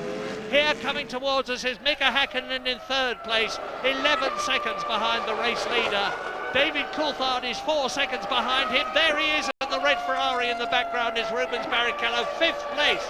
Go for it, Rubens. Well, that's interesting. Rubens' last lap a 1:18.8, so he must have made a mistake somewhere because Coulthard has leapfrogged him up into 4th place. What was the problem, or what is the problem with Rubens Barrichello? A very slow lap. Yeah, I wasn't too sure, Martin, to be absolutely honest, that Rubens had got out in front of David, so maybe it was the reverse and David just scrambled past him at the pit stop. But whatever, you're absolutely right. Rubens Barrichello is now in 5th position, and there is Montoya. You're looking at the battle for the lead now on lap 30, and we're getting closer and closer to half distance. How time flies when you're enjoying yourself, and this is terrific. The temperature, just for the record, is now 30 degrees. It's going up, up, up. Better and better and better for the Michelins. But remember, already we've had stops, and Rubens Barrichello is now down in 5th place as a result of that stop. Now, you know what the situation is for the first 6 with Jarno Trulli up there. I'll give you the rest quickly because I know you're interested in more cars than the ones in the top 6 point scoring places. It's Jorna Lacey who's 7th in the Jordan. Ralf Schumacher down to 8th position after his stop. Nick Heidfeld is 9th and Button is in 10th position, which is where he started. Giancarlo Fisichella is 11th, he started 12th. Eddie Irvine is 12th and he started 14th. Jos Verstappen is 13th and he started 20th. Heinz-Harald Frentzen in the Prost is 14th ahead of Olivier Panis. 16th is Binaldi. Jacques Villeneuve is still down in the dumps at 17th place ahead of De La Rosa. Alonso is 19th, Enger is 20th and has been lapped. Alex Young is 21st, Kimi Raikkonen has retired. 21 still running on lap 31 out of 73. And you look down on the 2 lead cars of Michael Schumacher in the Scarlet Ferrari. 4 times a world champion and would-be world champion Juan Pablo Montoya, who of course has won at Indianapolis in the past, but not in a Grand Prix. He won the fabled Indy 500 and was champion of the year, of course. This brilliant Colombian, and look, he's gaining visibly on Michael Schumacher on the twisties there as he exits the double 90 at turn 10, accelerates up to turn 11. And this is where the BMW grunt should help, because although that Paolo Martinelli designed engine in the Ferrari has got a lot of power, the BMW has got even more. The gap on the previous lap was 0.7 of a second. They crossed the line to complete 31 laps and it's 0.6 of a second. And Hakkinen is 11 seconds behind them. We ride with Montoya. And that's what it feels like to be second place in a Grand Prix, on the edge of your seat then, and let's chase down Michael Schumacher to see if we can snatch the lead. And look, Montoya having a bundle of opposite lock to keep the car on the racetrack, collected it up nicely, and look how much time he lost just with that simple, necessary correction. Montoya, what a brilliant race he's driving this afternoon. Had much more fuel on board than his teammate Ralf Schumacher, and still making it work out there. So Michael Schumacher and Montoya really now putting on the show up the front. But the McLarens then, third and fourth now, about 10 to 14 seconds behind the pair of them. So they're staying just about. Look at this then. This is Montoya in turn 3, and really had to turn into that slide as you would on the road in your road car, even just turn in and keep the car pointing in the right direction, but you edge out onto the dirty stuff. I don't get too many slides like that in my road car, Martin. You're a very sensible chap, Murray. 32 laps then. That means that there are 40 laps still to go. And with Montoya trying to make up for that slight loss of time on the previous lap. And they're carving their way through the field now. It is Fernando Alonso from Spain who is the next to be passed in the Minardi. He qualified as superb 17th here. The Minardi team has got great promise for next year because it's got the Asia Tech engine, and Paul Stoddart, the boss, was telling me that he's got hopefully a fairly healthy budget from all sorts of sources next year. Things looking good for this Italian team that has struggled so hard in the past. So there is Rubens Barrichello. Now the gap between Barrichello and Michael Schumacher, 5th and 1st, is 19.3 seconds, and Montoya is pushing again. The first sector, 23.1 seconds. Nobody has been through it. And look, there it is. We look down on the Montoya is visibly closing now on Michael Schumacher, and it gives you a chance to look at the crowd in the packed grandstand in the background, and particularly the ones they're coming to. Well, he's just about in the zone for a tow, and you'll see Montoya just gradually moving towards the back of that Ferrari as they move towards the first corner. He had a lot of work to do, but look how much he's made up, and he takes the lead. Fantastic! And the crowd roars! They love that! And that's his dad in the background with the beard. Boy, is this Grand Prix racing with a capital G and a capital P. Juan Pablo Montoya, who first led a Grand Prix in Brazil by putting a sensational move on Michael Schumacher, has done exactly the same thing here at Indianapolis. Hot dog, it's terrific, look at him go. And he's so calm when he's out of the car, he's so relaxed, but when he gets in it, he is a tiger. And he's pulling away now. Now, they have passed Young to lap him, and there are the Colombian flags in the crowd, giving it plenty. Not that he can see them, he's rather concentrating on what he's got to do now, is 26-year-old Juan Pablo Montoya, who comes from Bogota. And Michael really losing a lot on this lap, didn't expect him to be falling so far behind. Montoya then, the last of the late breakers, he really did get in that slipstream. I'd love to see a replay of that, please, Mr. American producer. It was a great move, and didn't he make it stick when he got to the end? Very, very brave, and that's the beauty of the run down to the first corner. It's so wide, you can't cover your line, you can't defend the line. Somebody wants to have a go at you, they can get past you. And Montoya then pulled out a 1.2 second lead on that lap alone. Fingers crossed for Montoya and for Williams and for BMW, because he blew an engine in a very big way in the warm-up this morning. Bang, it went, and the session had to be stopped because there was so much lubricant on the circuit it had to be cleared up, and a few bits of shrapnel as well, bits of broken metal from the engine. But this one seems to be going well. 35 laps now, just being completed, and that is just one lap off half distance in the American Grand Prix at Indianapolis. A great race. The crowd is genuinely enthralled. I can see thousands of them out of my commentary box window. And where was Michael Schumacher in that picture? That's Heidfeld, who's on a two-stopper. He's dropped down to 8, fallen away from the McLarens, of course, with that, and that's why I think he was staying so close earlier on, although he has been fast through the weekend. And Montoya then, a new lap record, a 1:14.448, and Montoya really stepping on it now. He's got a new lease of life. He's leading the US Grand Prix with a brilliant move. He's 2.3 seconds ahead now, and Juan Pablo really getting on it. Lap 36, race order. Montoya leads, Schumacher, Michael second, Häkkinen third. 12 seconds between them for those, the first and third. David Coulthard is fourth, Barrichello is fifth, Jarno Trulli, Jordan is sixth. Jordan Lacey is seventh, Nick Heidfeld is eighth. Ralf Schumacher is ninth, and out come the Williams team, and to complete the 10, it is Jenson Button in the Benetton, ahead of Fisichella.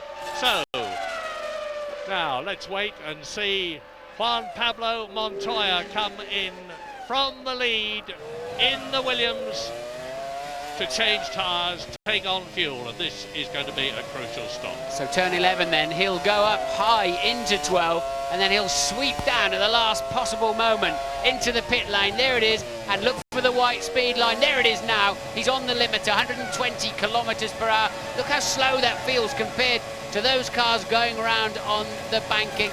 And now the pit lane proper coming up, and we're hopefully going to go all the way in. No, we're not, to follow him right into the box. Will they have any problems with fitting the tyres? It all appears to be going well at the moment. The hands are up in the air. My wheel is fitted, that says, and he's just waiting for the fuel now. Watch the lollipop. It says put it in first gear. He's already in gear, and away he goes. So a reasonable stop. I wonder why it didn't look like 13 seconds, did it? No, but Schumacher is back in the lead again. Schumacher, Michael. Häkkinen is now up to second for the first time in this race, a 10-second gap between them. The second McLaren, David Coulthard, is up into third place as you look at Eddie Irvine's Jaguar being pursued by race leader Michael Schumacher to lap the Irishman. Rubens Barrichello is fourth, so it's Ferrari, McLaren, McLaren, Ferrari. Montoya came out in fifth place ahead of Jarno Trulli, and that's the point scorers. And Jordan Lacey in the second Jordan is seventh, so the two Jordans are sixth and seventh. And those clouds of black smoke are from the brakes. They're 28 millimetres thick when they start the race, and they will be significantly thinner. And you can't believe the amount of material that comes off them every time they hit the brakes. And remember, that's just one corner of the lap, albeit the hardest braking corner. You can't believe they survive the distance, but indeed they do, of course. So now Michael Schumacher, and that's Ralf off the racetrack. Ralf Schumacher out of the race then. Rear wheel spinning. It looks as though he's beached it. The under tray is resting on the ground. He can't get any purchase. He's getting out of the car. Ralf Schumacher retires from the American Grand Prix. It's his 7th retirement of the year. No points for him. No points for BMW either, or for Williams, and he's very sensibly getting out of the danger zone as quickly as we can as he looks at this replay. Now, where that happened was the approach to turn 6, that's the double 90. I suppose it doesn't matter to Ralph where it happened. It happened. The Ferrari mechanics are out, and that is for Michael Schumacher, who now leads Mika Häkkinen by 8.3 seconds, because Mika is speeding up. He's closed the gap between himself and his traditional rival, Michael Schumacher. So definitely only one Williams. If that is going to finish the race, it's going to be Montoya if he keeps going. And we're watching now the Ferrari as he goes through to start another lap. Yep, Michael didn't pit, so who is this for then? Can it be for Barrichello again already? So Michael then on to his 39th lap now. He has not stopped. Second, Häkkinen, 8.2 seconds adrift. He has not stopped, and nor has Coulthard, your current third place man. So it was hide and seek at the beginning. Barrichello's gone through as well, so quite wide the Ferrari mechanics are all in the pit lane. We'll have to wait and see. Michael obviously deciding he didn't want to go in that lap. Sometimes you can run out of fuel if you do that. You can go one too many laps, but for whatever reason then, neither Ferrari calling in when the team looked ready for them. Well, it looks as though something very odd is happening between McLaren and Ferrari. Maybe James Allen knows the answer. Yeah, oh, Montoya! Stop it! James, sorry! Montoya slowing! Montoya stopping! It looks as though both Williams BMWs are out of the race. Yes! This is lap 39. Schumacher out, Montoya out. Finito! And remember, that's exactly where he stopped this morning when he blew up, Murray, and they had to put the red flags out. They had to stop the session as Michael Schumacher pits from the lead. So Schumacher in this time around, and Montoya stopped there this morning, and it's very difficult to recover a car from that position on the racetrack. It's the pit wall, there's no way through there, so I wonder how they'll handle the stricken car. Double waved yellows at the moment, of course. Then Häkkinen goes through. He is temporarily the leader, of course. Michael rejoining. Seemed a reasonably long stop again, didn't it? So not seeing good stops this afternoon. Häkkinen then leads the Grand Prix. Remember, the man who started this race very, very angry because they moved him back on the grid for a indiscretion this morning in the warm-up. They applied it to yesterday's qualifying position. And Montoya is right near the pit exit. Can they clear his car out of the way, or will they decide to just leave it there? That's a tough call for Charlie Whiting and Herbie Blash, the two race directors who have got to make those crucial calls. And Coulthard then, second place at the moment, 4.2 down on teammate Häkkinen. Lap 40, 33 to go. Häkkinen leads, Coulthard second, McLaren, Rubens Barrichello up to third, and Michael Schumacher has been in and made his pit stop. This is Rubens, and the gap between himself and David Coulthard is some 5 seconds as Alex Young moves over and lets him through. Nearly stopped, it looked to me. Oh, he's coming into the pit lane. So who's been in? Well, Rubens Barrichello's been in, Michael Schumacher has been in, Nick Heidfeld, who is now in 6th position, has been in, and it's looking very promising, and you can see people around the car. They're going to move it. They've managed to get it across the pit lane. They've done well. They've wheeled it, got it across the pit lane. Obviously no oil leaking out of it as it had this morning in the warm-up when it blew up. So they have managed to clear the car of Montoya. Good news, so we don't need a safety car. And that solved the problem about second in the Constructors' Championship at the moment, because both McLarens are still running in the points. First and second, that'll do, thank you very much. And both Williams are out of the race. First of all, Ralf Schumacher, and then Montoya. This is crucial for Häkkinen then, of course. He takes the lead of the race. They're obviously running more fuel than anybody else. They've played the waiting game, but look at the traffic he's having to put up with. I think McLaren probably will bring him in sooner rather than later, otherwise he's going to lose that advantage. But he's not pitting this time around. He'll easily clear the Jaguar by the end of the straight, but he's still got 2 more medium-fast cars to get past on the next lap. It's De La Rosa, he's past De La Rosa. Now the next one is Jacques Villeneuve in the BAR, who is running in 12th position, and then it's Jean Alesi, and here is the Ferrari bearing down on us, Rubens Barrichello, and there's no doubt at all about the fact that the McLarens will have lost time threading their way through the traffic, but only for a short while, because then it's going to be Rubens Barrichello's problem. He's got to get past the traffic that they will already have cleared. Lap 42 now, 31 to go.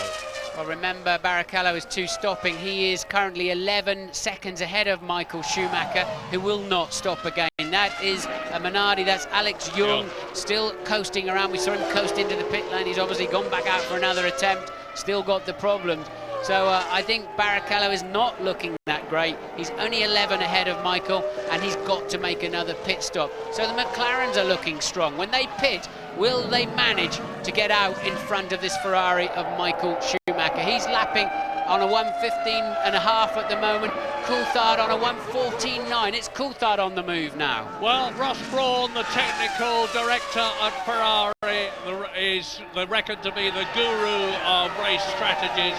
It may well be that McLaren are outthinking him in this race, because on lap 43 there is Mika Häkkinen, and he's got ahead of Jean Alesi to lap the French Sicilian, who is in 10th place. Pedro de la Rosa has been lapped, of course. Yes, de la Rosa out fumbling himself, and now he's got to get out of Coulthard's way because he's being lapped. He will see blue flags waving aplenty, and doesn't appear to be ready to do that at the moment. Maybe he doesn't realise that with that slip up in turn 1, the other McLaren has now homed in on him. So Häkkinen then has cleared the 3 cars. Lap 43, race order: Häkkinen, Coulthard, Montoya walks in, 3rd is Barrichello, 4th is Ralf Schumacher, and of course both the Ferraris have stopped, neither of the McLarens have stopped. Heidfeld is up to 5th, Irvine is up into 6th position in the Jaguar, 7th is Frentzen, 8th is Trulli, 9th is Panis, 10th is Jean Alesi. Out come the McLaren mechanics carrying the tyres. I wonder if it'll be for Coulthard, who's tucked up in traffic, or will it be first for Häkkinen? Häkkinen, as he was ahead on the grid under the McLaren arrangement, has the choice of when he wants to pit. So I would imagine he would go longer, and indeed he has. Häkkinen goes through. Coulthard then pits. It saves him taking that traffic. Now it's going to be crucial. Will they be anywhere near Michael Schumacher when they come out? Can Coulthard get out anywhere in front of Schumacher? Because that'll put Häkkinen in good shape too. It's going to be close. It is indeed. And so here is David Coulthard sitting in the McLaren. Well, they kept the clock running a lot longer than they should have done. I think it was about 9.5 seconds, and there is the Ferrari. And here, coming down the pit lane towards us now, is the 2nd. I think that's an Arrows, Murray. I think you'll find that's an Arrows that's passing down. It's orange rather than the scarlet. So which of the Ferraris was it from that high shot? Because we know that Barrichello was 11 seconds ahead of Michael Schumacher, and that's De La Rosa and Panis and Villeneuve, who'd been threatening to get together as the leaders came through, obviously having a tangle down there at turns 9 and 10. Yeah, dreadful race for Jacques Villeneuve. He's in 10th position. He hasn't been in yet, and lots of others have. And here is the Jaguar trying to get through on the inside. Pedro de la Rosa clipping Jacques Villeneuve, who, to be fair, has not been backwards about doing that sort of thing to others in the past. And there's a reversal of positions here. Jacques Villeneuve coming in from now 12th position in the BAR. The weather continues to be superb. The track temperature still remains at about 30 degrees. All calm in the Ferrari garage on lap 44 with in this 73-lap race. And that is Mika Häkkinen leading the American Grand Prix. Now, this multiple winner and this double world champion, who's already got 19 victories behind him this in his career, has only won once this year, and that, of course, was the British Grand Prix, a superb drive for him. He's had so many problems, has Mika Häkkinen, including 8 failures to finish. Yes, so the Ferrari we saw in the long shot was Michael Schumacher. He is 7 seconds ahead of David Coulthard. They're 3rd and 4th. The significance of that is that Barrichello, Schumacher and Coulthard have all now pitted. Barrichello has to pit again. Häkkinen then has not pitted. There's himself and Eddie Irvine, your current 6th place man. The only 2, actually De La Rosa, both Jaguars then, have yet to pit along with your leader, Mika Häkkinen. And this is lap 46, so the Jaguars are really staying out. The last stop we had last year was lap 53, Rubens Barrichello. He'd been in earlier on lap 6, of course, to change from the wrong kind of tyres that he was on to the right ones, but he didn't take on any fuel at that juncture. So they can still stay out quite a long time. These Grand Prix cars these days cannot do a full race distance of about 190 miles. It's 190 miles here at Indianapolis on just 1 tank of fuel. They've got to stop somewhere. But the trick often is, if you get the strategy right, to leave it very late indeed, as we are. And here we are. Here are the black overalled McLaren mechanics getting ready to bring one of their men in I remind you that Mika Häkkinen is leading the race, that David Coulthard is in 4th place. They are sandwiching the 2 Ferraris of Barrichello and Michael Schumacher as in comes race leader Mika Häkkinen, James Allen. It's been a fabulous performance by Häkkinen in his last 2 or 3 laps. He's taken 3 seconds out of Michael Schumacher. He needed 31 to rejoin in front of the German. He's got just about that. It's down to the McLaren mechanics now. Can they get these tyres and the fuel in there really in double quick time and get him out in front for another race victory? Schumacher, well, it's pretty nip and tuck. It's going to be very close. Well, Rubens Barrichello is leading, I can tell you that, on lap 47. There he is, he has gone through. Rubens Barrichello from Sao Paulo, Brazil, leads. Mika Häkkinen exits the pit lane. I think Häkkinen is ahead. I saw Schumacher go past the window. Häkkinen should have got up to speed. Yes, he has. So Mika Häkkinen then, we believe he is ahead of Michael, showing second at the moment. Of course, it's Barrichello on his 2-stopper that now retakes the lead of this Grand Prix. But I think the real fight for the ultimate winner is between Mika Häkkinen and Michael Schumacher. Second and third, David Coulthard, just 4 seconds away from them too. So if the gloves weren't off before, and they were, they are now, and we're leaving, but we're coming back. But quickly, it's Barrichello, Häkkinen, Schumacher, Coulthard, Nick Heidfeld, Eddie Irvine.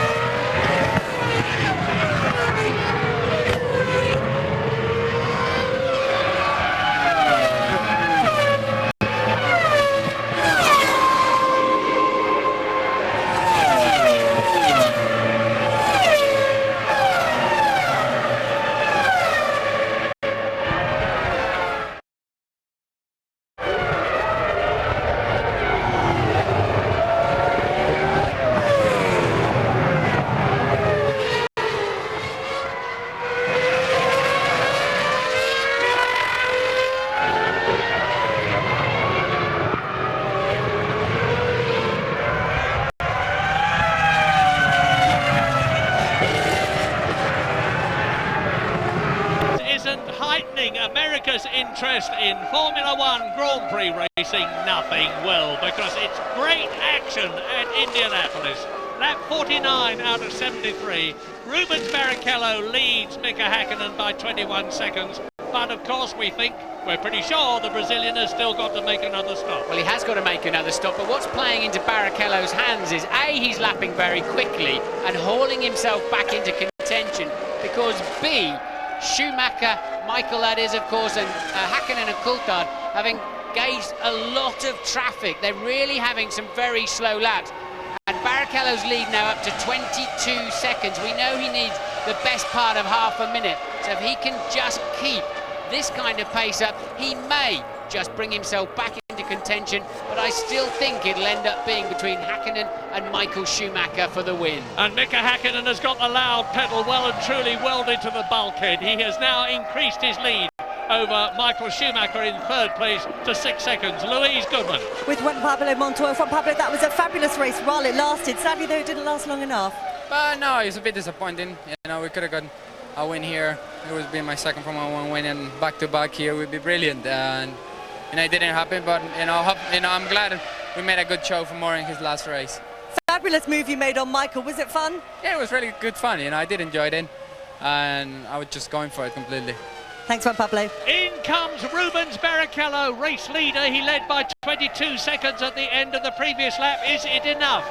Will Häkkinen get through before Rubens Barrichello comes out? I'm trying to do two things at the same time. Watch the monitor and watch the track. There is Häkkinen! There is Häkkinen! And Rubens Barrichello is not, I think, going to get out in time. It looks to me, yes! Yes! Mika Häkkinen takes the lead and Michael Schumacher comes through and he's going to be ahead of Rubens Barrichello too.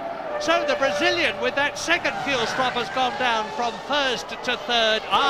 There they are, absolutely together, and he's kept second place. Yeah, that's important for Barrichello, so now he's got to try and hunt down the McLaren. And I don't see Michael giving him any problems. Michael wants him to finish second in the World Championship and get a clean, absolute clean sweep for Ferrari, 1 and 2 in the drivers, and of course Constructors' Championship as well, which they've already won. So now it's down to Barrichello to chase down Häkkinen. Coulthard is just out of the picture, 3.5 seconds behind them, behind the second Ferrari there, so it hasn't worked out so well for him. It's looking great for Häkkinen, the man who said, I'm fed up with this sport, they've taken me off the front row of the grid, I'm going to take a sabbatical. And look at the speed he's put on this afternoon. It's been a smart strategy from McLaren, very, very good, and that's enabled them to lead this race. Well, as an Englishman, I'm keeping my fingers crossed for Eddie Irvine in the Jaguar, because although he has yet to come in, he's now 24 seconds ahead of Jarno Trulli, who's in 6th position in the Jordan, and there is the Jaguar. Now, it could well be that Irvine can get out in time to clear the circuit and retain that. Oh, he won't. It's De La Rosa for a start. And that was not good. It looked to me as though he had some sort of a problem. He's down in 13th position, incidentally. And just to keep you clear, as you see, Alex Young walking in from retirement. Eddie Irvine is yet to come in. Retirements, incidentally, in order of retirement. Kimi Raikkonen is out. Alonso is out in the Minardi. Ralf Schumacher, of course, in the Williams BMW. Alex Young, you've just seen retire. Montoya is out. Verstappen is out. Villeneuve has now retired. There are 15 of the 22 starters left, of whom the last is Thomas Enger. Everybody up to 6th position has been lapped, and that includes 7th place Nick Heidfeld. We're on lap 52 with Mika Häkkinen, who has stopped once, leading Rubens Barrichello, who has stopped twice and will not be stopping again, 6 seconds behind him. Michael Schumacher is closing on his teammate, Michael in 3rd position, as we look at Eddie Irvine, still out in the Jaguar, and this is lap 53. Surely he can't stay out much longer. Barrichello took 3/4 of a second out of Häkkinen's lead on the last lap. So it's down to 5.4 seconds. I can see the Jaguar mechanics in the pit lane. So Eddie Irvine will be the final man this afternoon to make a pit stop, and there it is. So Irvine out of 6th place. We think he's going to drop down at least 2 positions with that, and it'll be nip and tuck between himself and John Alesi, I think, for 7th place when he emerges, assuming he has no problems. Well, I'm trying to watch the track as I watch Eddie Irvine come in to see for the flash of yellow, which will be Jarno Trulli's. John, there it is! Trulli goes through. Eddie Irvine has lost a point at the present moment. How's the stop going? It's nice and clean. Out he goes, 7.8 seconds. Not a lot of fuel gone in, of course. And there is David Coulthard. And Heidfeld went through as well, so I think Eddie Irvine will be 7th when he rejoins the racetrack. There's not going to be a lot in it between the two of them, and we're on lap 53 now, so there's 20 laps to go. 20 laps each of 2.6 miles, and the Benetton leading the Prost into the top straight. So another 4/10 then lap time around. Barrichello the lead down to just 5 seconds now. He's making a charge on Häkkinen. He's got plenty of laps to do it. If he moves along at that kind of pace, Barrichello can haul himself up to give himself a chance of winning his second Grand Prix. So Rubens then really getting on it now. Can Mika Häkkinen respond? Michael Schumacher's cruising in third, really, and Coulthard keeping a watching brief too in fourth. It now seems like it's down to Häkkinen and Barrichello. With Jenson Button in the light blue Benetton in 10th position, staving off Heinz-Harald Frentzen in the Prost, and behind Frentzen is Olivier Panis in the BR. 10th, 11th and 12th. De La Rosa is 13th. Benoldi, we haven't mentioned, in the Arrows is still running. He's in 14th place. His teammate Jos Verstappen has retired. Thomas Enger in the second Prost, that is Frentzen, is 15th and last, and we're now on lap 54. And Rubens Barrichello now. Häkkinen has gone through. He's on his 55th lap. The gap between himself and Barrichello has come down again, 4.6 seconds. So Barrichello is lapping about just under half a second faster than Häkkinen at the present moment. Now that means he would need about 10 laps to close with Häkkinen, which would take us up to round about lap 65 with 8 laps to go. It's getting very exciting here at Indianapolis.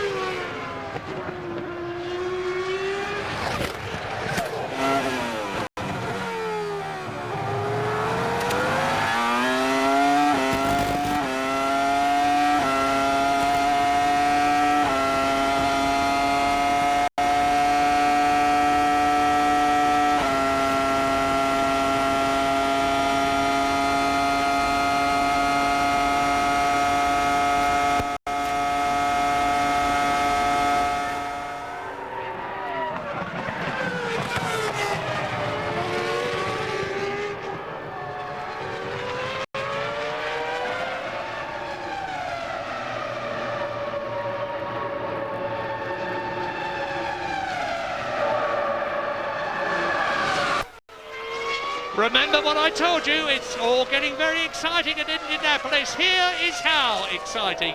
Mika Häkkinen leads a rapidly closing Rubens Barrichello. The gap is down to 3.4 seconds, with just 5.4 seconds between Barrichello and Schumacher. Now, Eddie Irvine is about to, look at him, Eddie Irvine diving through on the inside of Nick Heidfeld, and that means to say that Irvine and Jaguar are now in the points, 6th position. Eddie Irvine's already had 4 World Championship points at Monaco for a magnificent 3rd position. Jaguar have been working so hard under Niki Lauda and everybody else to get the car right, particularly for next year. They're not developing the car anymore this year because they're concentrating on the 2002 car.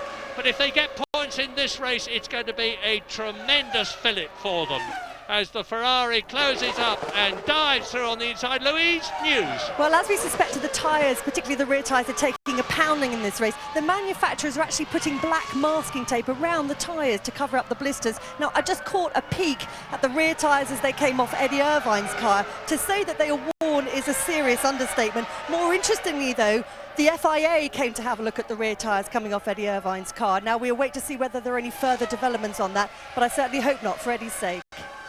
And Häkkinen has responded. Last time around, he managed to cut the deficit to just 1/10 of a second, but look, Barrichello still marching along.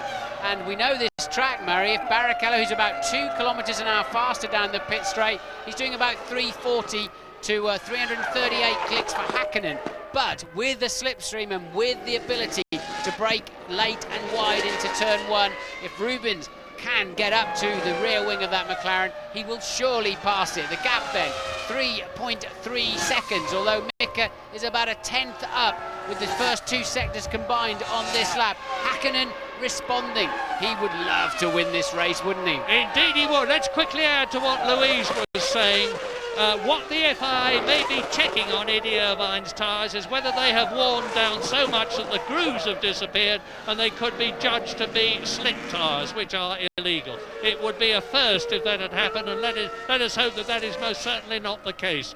Because with Mika Häkkinen being caught by Rubens Barrichello, and the gap, as Martin has just said, is down to 3.2 seconds, Michael Schumacher still in 3rd position. It's McLaren leading the 2 Ferraris.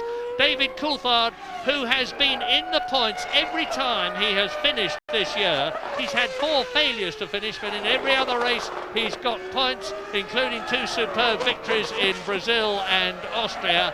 He's in 4th position, and Jarno Trulli is 5th. Jordan, that's good news for Jordan. Eddie Irvine, magnificent news for Jaguar if he can stay where he is. And he's actually pulling away from Nick Heidfeld in the Sauber. The gap is now 2.5 seconds. Jordan Lacey, in the veteran, is in 8th place in the Jordan, ahead of Fisichella and Button, who are 9th and 10th, with 16 seconds between them. Then it's Frentzen 11th, Panish 12th, De La Rosa, Bernoldi and Enger. 15 runners out of the 22 starters. And here comes Mika Häkkinen. And look how Rubens Barrichello is closing. 3 seconds. Yes, it's about 1/10 a lap now, so 14 laps to go. There's still time, and there's Coulthard then. He's beginning to edge up on Michael Schumacher, so 1 Ferrari catching the leader, and 4th place man Coulthard catching 3rd place man Michael. We could see a storming end to this US Grand Prix. Certainly, it's too close to call at the moment. Good race for a lot of people, not a good race for Michelin, of course. Both the Williams BMWs out. The top Michelin runner at the moment is the man that you are looking at, which is Eddie Irvine in the Jaguar, in 6th position, chasing Jarno Trulli. He's catching him at the rate of about 0.4 of a second a lap. But even as I speak, Jarno Trulli speeds up a bit and maintains the gap between himself and Eddie Irvine at some 13 seconds. Colossal pressure on everybody. The temperature now on the track is about 29 degrees. It's gone up again. These engines are tremendously stressed. They're doing some 18,000 RPM on the straight.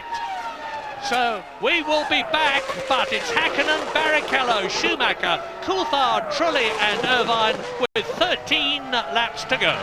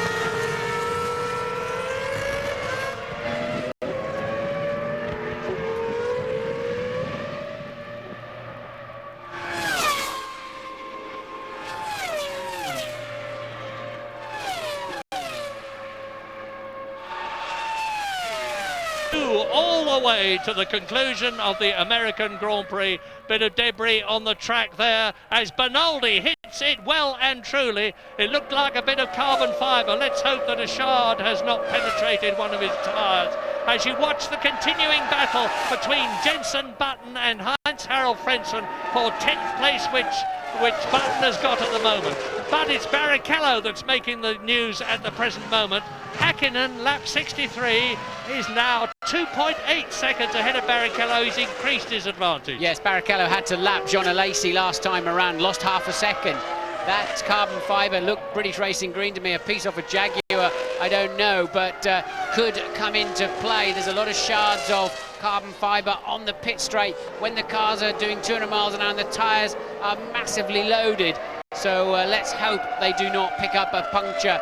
But at the moment then Häkkinen is just able to keep his nose ahead from the closing Barrichello, and lots of debris all over the place, isn't there? Coulthard still just edging towards Michael Schumacher as well, the third placeman. There then is the gap to the leaders, and again Häkkinen a 10th faster last time around. Well, it's Pedro de la Rosa's Jaguar. You were absolutely right, Martin. Jolly well spotted. That's lost a bit of bodywork, which was hit by Bernaldi's arrows. You can't change direction very rapidly when you're doing about 205 miles an hour in that very slippery arrows, which incidentally is going to have a Cosworth engine next year and is rumoured to be having Heinz-Harald Frentzen as one of its drivers. We'll have to wait and see. That is the lap to Jean Alesi in 8th position. John Alesi's finished every Grand Prix this year, be it in the Prost and of course now the Jordan, so Alesi with a supreme finishing record, and that then is the scrap for the final podium position of Schumacher and Coulthard. 2.2 seconds between them. Coulthard occasionally nibbling a half a second out of that, and occasionally it's nip and tuck, but David then just beginning to get a sniff of that podium. He needs every point he can to try to defend his second in the World Championship, but this is looking very solid this afternoon for McLaren to confirm second in the Constructors. Oh, indeed it is. That may not seem much to you, but with BMW homing in on the Mercedes engine McLaren, I think it'd be a big thing in the car industry and certainly for the Germans. Yeah, and they need a bit of encouragement because it's been a very bad season as far as McLaren are concerned. Any other team, of course, would give their IT to have done what McLaren have done this year.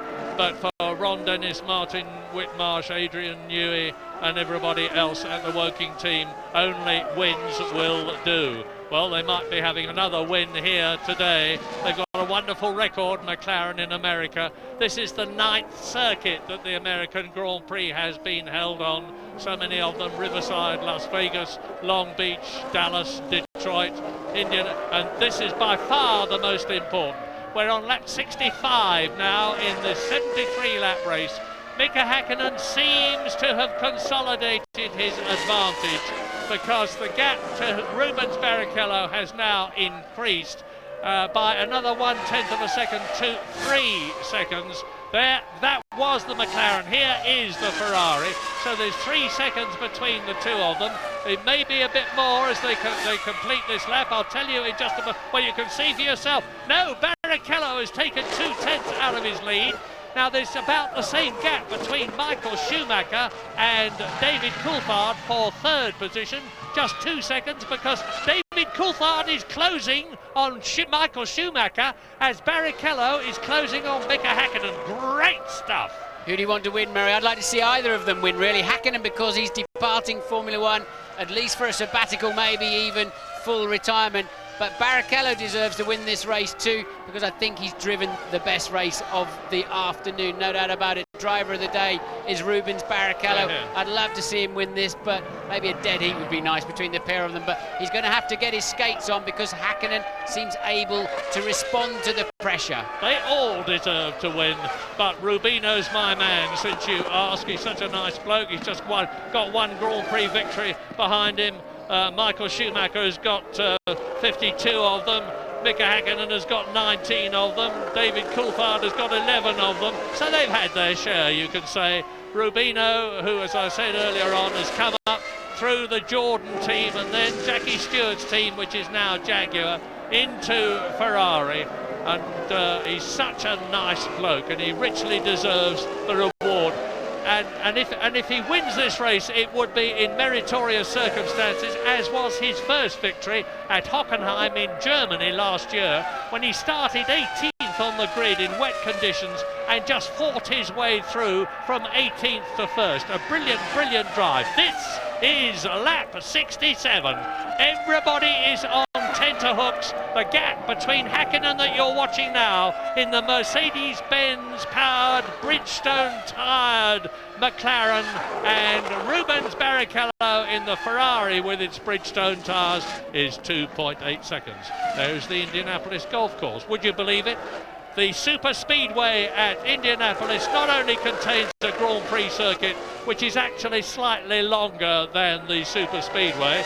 You may find that strange, but it's true. But it also includes a very nifty golf course and some wonderful accommodation down there in the middle that you're looking at, including the fabled gasoline alley and the Hall of Fame, which contains cars and memorabilia from the great Indianapolis drives of the past and all of the great Rudolph Caracciola pre-war Mercedes-Benz driver superstars trophies. It's a wonderful place to visit. And we're now on lap 68.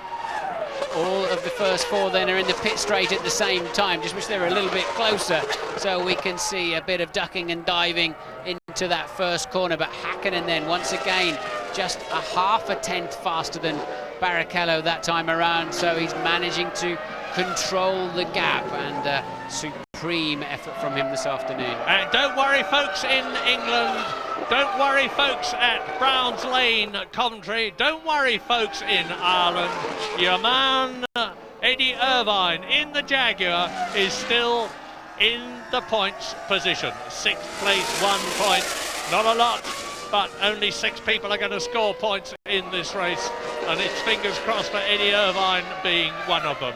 His boss of bosses, Jack Nasser, the boss of the entire Ford Corporation, is here. I had a quick word with him this morning. He's rooting for Jaguar, and it looks as though his presence has brought a bit of luck to the team. And Pedro de la Rosa, the other Jaguar driver, the Spaniard from Barcelona, is down in 13th place. Reading. A sick-sounding red car just went past our window. I think Barrichello's car sounds sick. Doesn't sound like a full complement of 10 Ferrari cylinders, and indeed he was slow. Barrichello, I think, is about to drop out of this Grand Prix. Drama of dramas. There's going to be a lot of disappointed people here because there are a lot of Ferrari fans. And yes, Martin, you're right. 2 suspicious puffs of smoke from the back. He's driving a terminally sick car, I think. And the Ferrari mechanics looking worriedly at the monitors. Well, they might, as Michael Schumacher closes up now, gaining on his teammate. It looks as though it's going to be a famous victory for Mika Hakkinen, and how richly he deserves it. But what is the... Well, it's getting worse and worse. That smoke is getting thicker and thicker. Let's hope he's not dropping any oil on the circuit on the fast line. But Rubens has clearly had it. Oh, that's it, bang, bang, out goes Rubens Barrichello. Or does he? Well, he should have. He should have gone in the pit lane with that one. It's pointless with 4 laps to go. It's pointless because it's going to let go and drop its contents all over the racetrack if he's not careful. So Rubens electing through total frustration, I would imagine, not to go in the pit lane, but it's game over, Rubens. You're not going to win this one, and you're not going to be on the podium. No, and he spun off in the warm-up this morning and had to take a golf buggy back to the start. He's had a pretty fraught day. Rotten luck, because he obviously feels he can keep it going. The Ferrari people can see what's happening on television screens just as you can. And maybe they know from the telemetry that it's not as sick as it looks and sounds to Martin and I. He's still in 2nd place. Mika Hakkinen is now on lap 70, and he's got a commanding lead now of 9 seconds. It's looking more and more like another win for the Flying Finn. It would be his 20th. Normally I think Michael would defend him and would not pass him to keep the maximum points for Rubens, but with Coulthard there, who's been sort of menacing all afternoon for Michael Schumacher. All Schumacher can do is try and slow Coulthard down at this point, because Rubens has no defences, and Michael can't really help him. Look, he's going to have to just pass him. It's so slow, and look, podium position is about to disappear in the next few 100 metres. Nothing, no point in defending your line. That's not smart, Rubens. Frustration. Come on, you've driven brilliantly this afternoon. You've deserved to win the last 2 Grand Prix that we've had, but that's not smart to be diving around when you've got a sick motor car. Well, he's certainly holding David Coulthard up and allowing Michael Schumacher to sprint away in now second place for 6 World Championship points. He's had 4 of those places already this year, and it looks as though Michael Schumacher's World Championship score is going to be even higher at the end of this race than we thought it was. Mika Häkkinen is now on lap 71 for McLaren and Mercedes. Coulthard will be well unimpressed with that, because it's just his homing in on Michael Schumacher for what would have been, or what will be now, second place, has all but evaporated because he's been held up badly behind the sick Ferrari.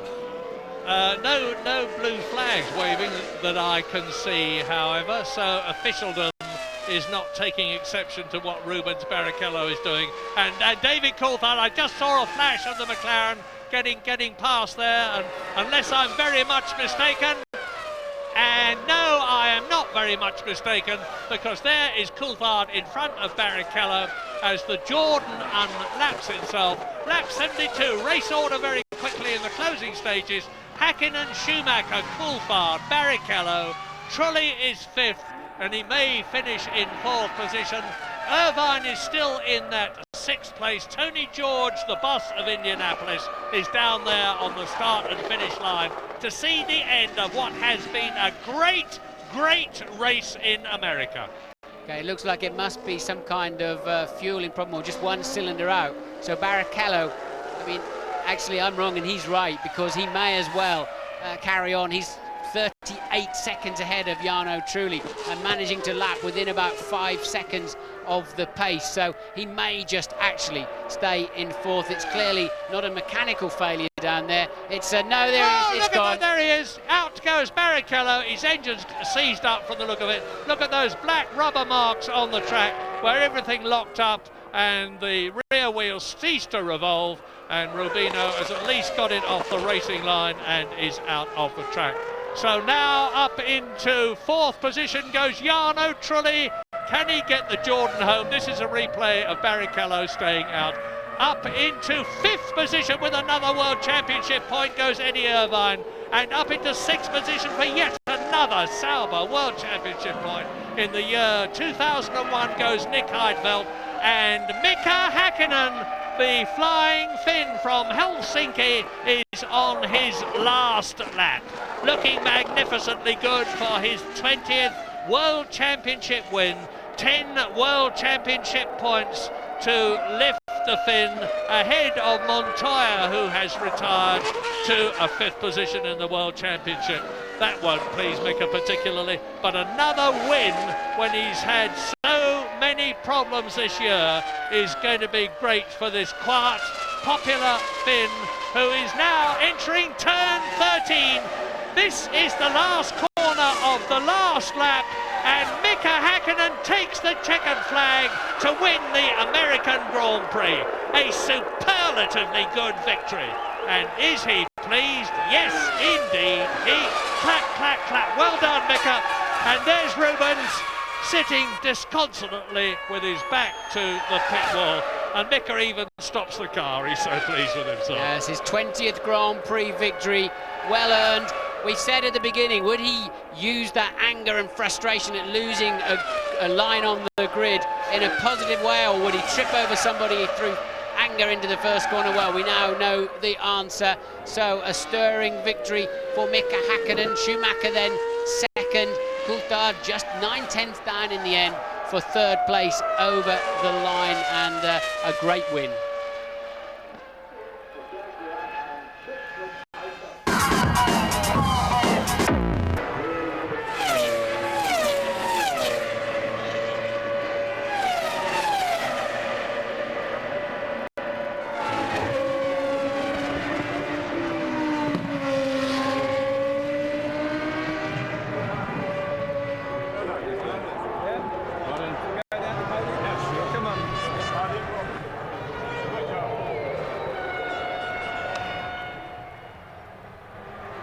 great teamwork. Brilliant, guys.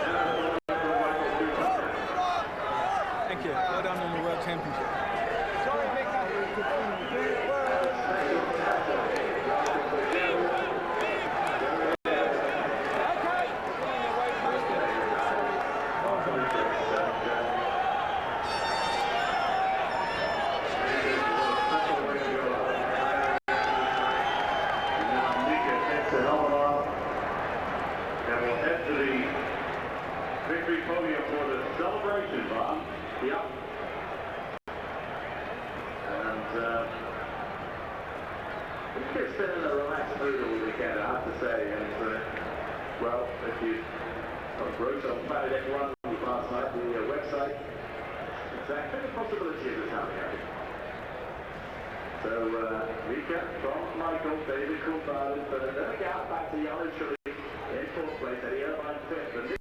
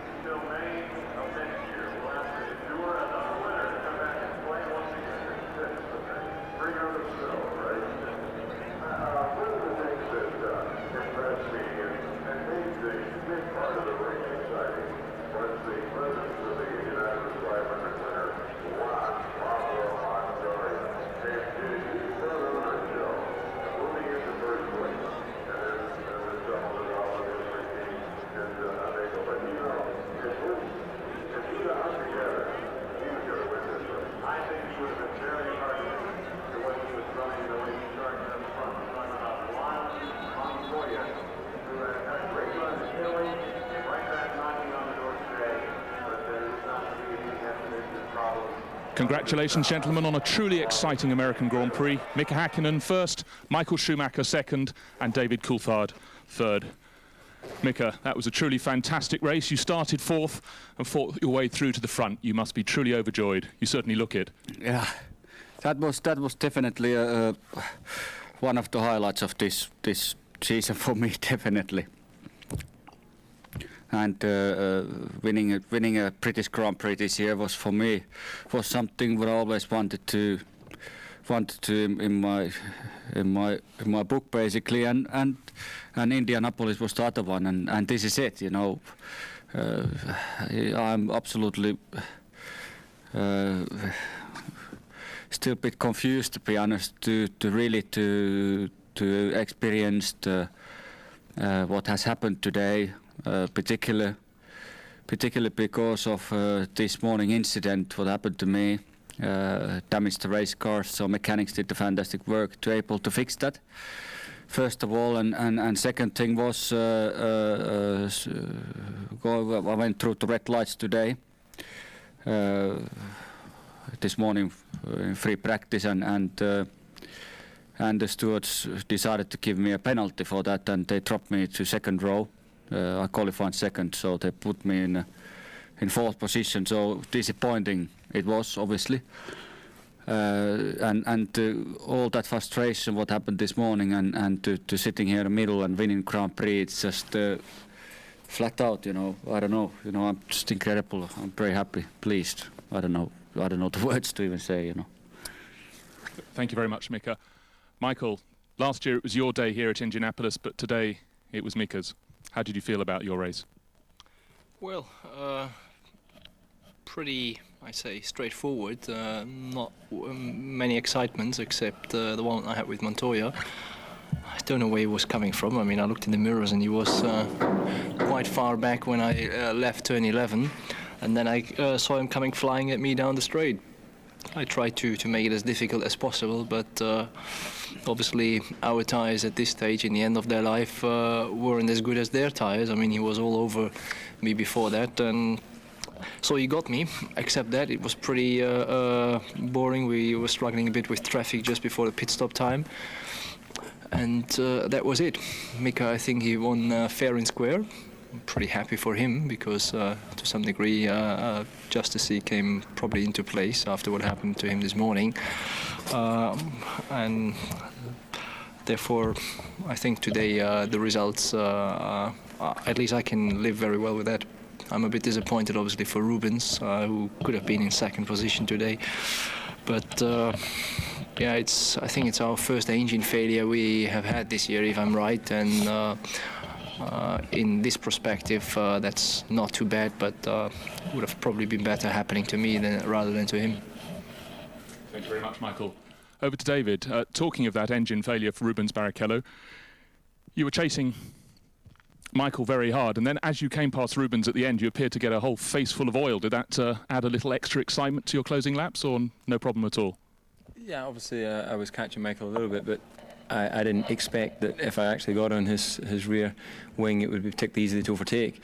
But nonetheless, I was just trying to push to the pace that I could in my car. And I think I've been very fortunate today. I've obviously benefited from other people's misfortune, allowed me to come back up into third place. Very happy for Mika. Before the race, he wasn't so sure of what his chances of winning were, and I told him pretty confident he could win this race with the tyre situation. And then obviously with what happened to him earlier in the day, I think, as Michael mentioned, it was justice to turn it around. And obviously it's helped me a little bit in the championship, the fact that Rubens dropped out. It's never nice to accept points that way, but I've had a lot of misfortune in my racing career, so you have to take the...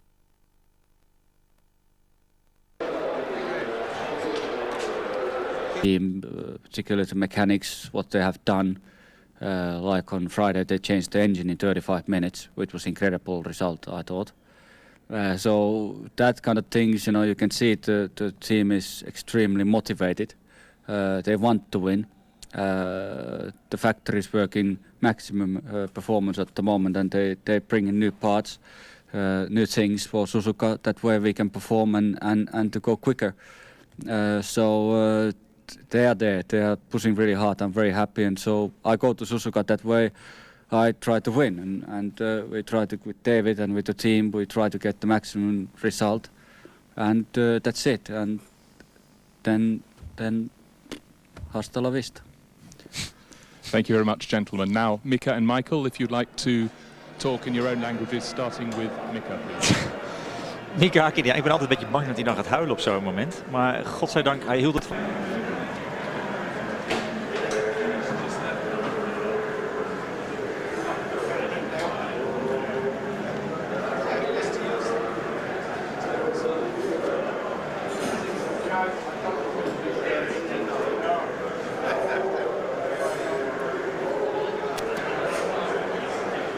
That's beer.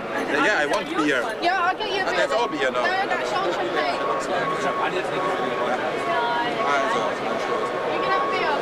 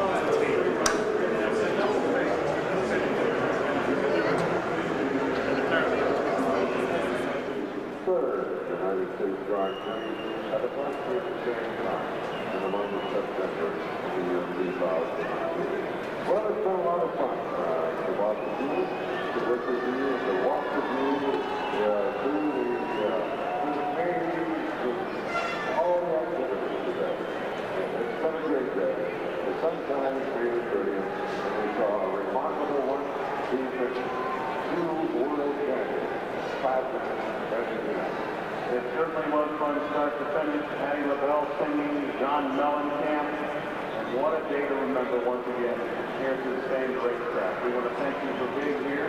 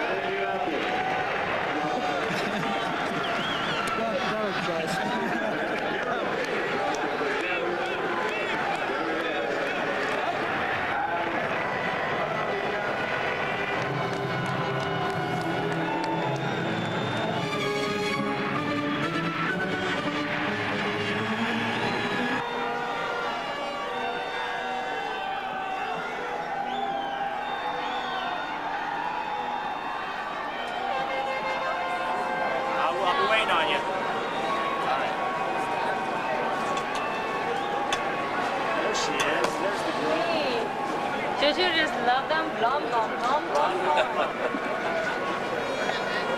And it's red. I just have a couple of ones.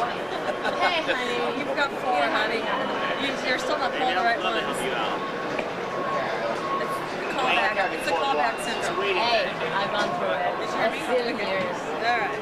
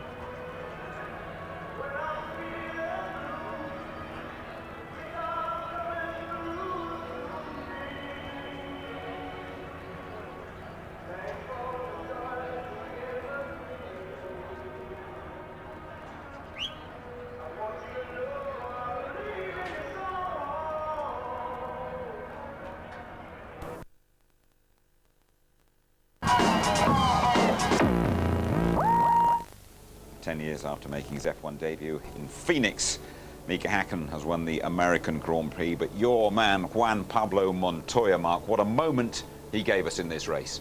Oh, fantastic. For me, he was going to win this race. He was looking strong, the situation with Williams was great, but this is the move. He lined himself up with Schumacher in the slipstream, and unbelievable overtaking manoeuvre. He learnt his trade in America, dived down the inside of him, and that was the end of it. Waved goodbye, and nobody could touch him, but a great shame that his engine let go. Absolutely great chain. That lack of reliability once again in the Williams. Montoya having to pull out very soon after that magnificent manoeuvre over Michael Schumacher. Rubens Barrichello, Rubinho ran out of luck as well. Well, he ran out of luck in Monza, didn't he, unfortunately? He had a short break, he went back to Brazil. His first child, their son, was born, Eduardo, and he's been staying with one of his relatives, his wife's relatives over here, but he was just trying to hang on to this third place, desperate for those points, chucking out oil at the back, which was smearing David Coulthard's visor, probably making this track slippy in front of him. These two former Formula 3 protagonists from the British UK Championship, of course, know each other well, and here's the end of the race for Brazilian Rubens Barrichello. No luck for him, despite all the help of Ferrari and Michael Schumacher. Okay, thanks to both. Let me just confirm the result for you. Mika Hakkinen, just one more race to go for him, to remind you, before he takes a year out of the game. 10 out of 10. Schumacher second. David Coulthard, a good third place for him. Trulli, 3 points for Jordan. And Eddie Irvine, a couple of points for Eddie in the Jaguar. Well done to him. Nick Heidfeld, the last scorer for Sauber. Just remind you, a bit later on tonight, highlights at 11:35. That show repeated ITV2 late tomorrow. And we're back with you in a couple of weeks' time from Japan. Full coverage from Suzuka, live and reruns. And by the way, all the details and plenty more on the ITV F1 website. Last word to Murray Walker. Murray, thank you for a phenomenal ride. Take us past the checkered flag, could you, Governor? Well, watch my eyes. I'm a happy, smiling man, because what I wanted above all else after 52 years of talking about Grand Prix racing was to go out on a high note and be euphoric about the fact that we'd just seen a great race. We've seen a great race in a great country, and hopefully it will have done something to lift the spirits of America. It certainly lifted mine. It certainly lifted the spirits of Formula One. And Martin, as ever, it was a joy to be working with you. Thank you, Murray. So that's it then, folks. That's the last from me. All I can say is that it always has been a pleasure, and I hope you will enjoy Grand Prix racing from now on. Goodbye. You're the top. You're a new invention. You're the top. Well, hello and welcome to the Frozen South. Dimension. You're the green and gold and the mauve of the old school tie. You're the Brothers Western, you're Harry Preston, you're custard pie. Go, go, go! Lovely start by Schumacher. You've got an enormous bump on your head. Can you let them see it? I don't know whether. Okay. Right up there. Oh, I'm sorry. Where there's not a gangster. I'm a frog without a log on which to hop. Well, baby, I'm one of your Wow, wow, wow, Formula One on ITV in association with Texaco. It's horrible, I tell you. I mean, it's you know, what can it's very difficult to express what I'm feeling.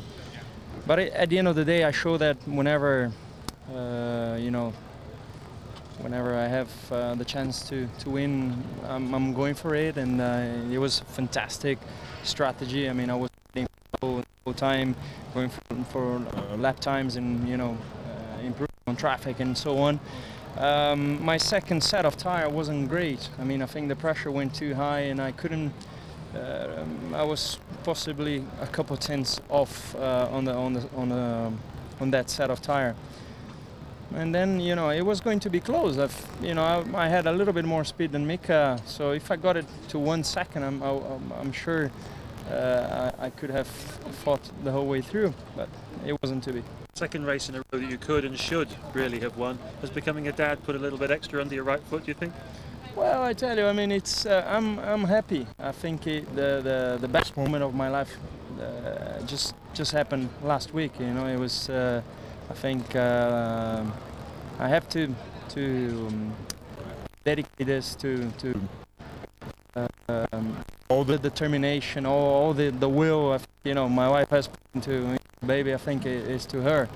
I'm a happy person. And being a happy person, I'm a happy driver. Being a happy driver, I'm a faster driver. So it's the way it's going. Well done, Ruben. Thank you. Rubens, for the German race fans, first of all, congratulations, a fantastic race. You should deserve the win. Well, now it's I would not be on if I'm sorry for myself in a way that you know, it's I've since Michael won the championship, I had 4 chances of winning. Spa wasn't great, Monza was great. I was almost there if it wasn't for the pit stop, and now, you know, the US Grand Prix, I was almost there again. So it's I feel sorry for the situation. You know, it's just a very, very weak inside of the stomach. Just that I cannot express myself. It's just that so bad. How long before did you feel that something was wrong with the car? We saw some smoke. Yeah, well, it's when I got to 2.8 or 2.6 of Mika, I started to have a little bit of a feeling that the engine lost a little bit of power, and after 2 laps it was evident that I completely lost the power, and they were telling me to short shift, and there wasn't anything we could do. It was just wait and drive, and the thing is, the car was so good that even though I had no engine at that time, I was still going fast into the corners. We could see when people was overtaking me, so I feel sad about it, but what can I do? I'll be back in Brazil seeing my son in a couple of hours. We see that you have all the support from Ferrari. You have the T car. Michael was today behind you, helping you. So that's very positive also for the last race. Yeah, absolutely. I mean, I go to Japan looking forward. It's just, you know, what is missing? I don't know. But it's I keep on trying. I mean, I'm determined to win in this life, and I will win in this life before everything is over. One last word to the winner.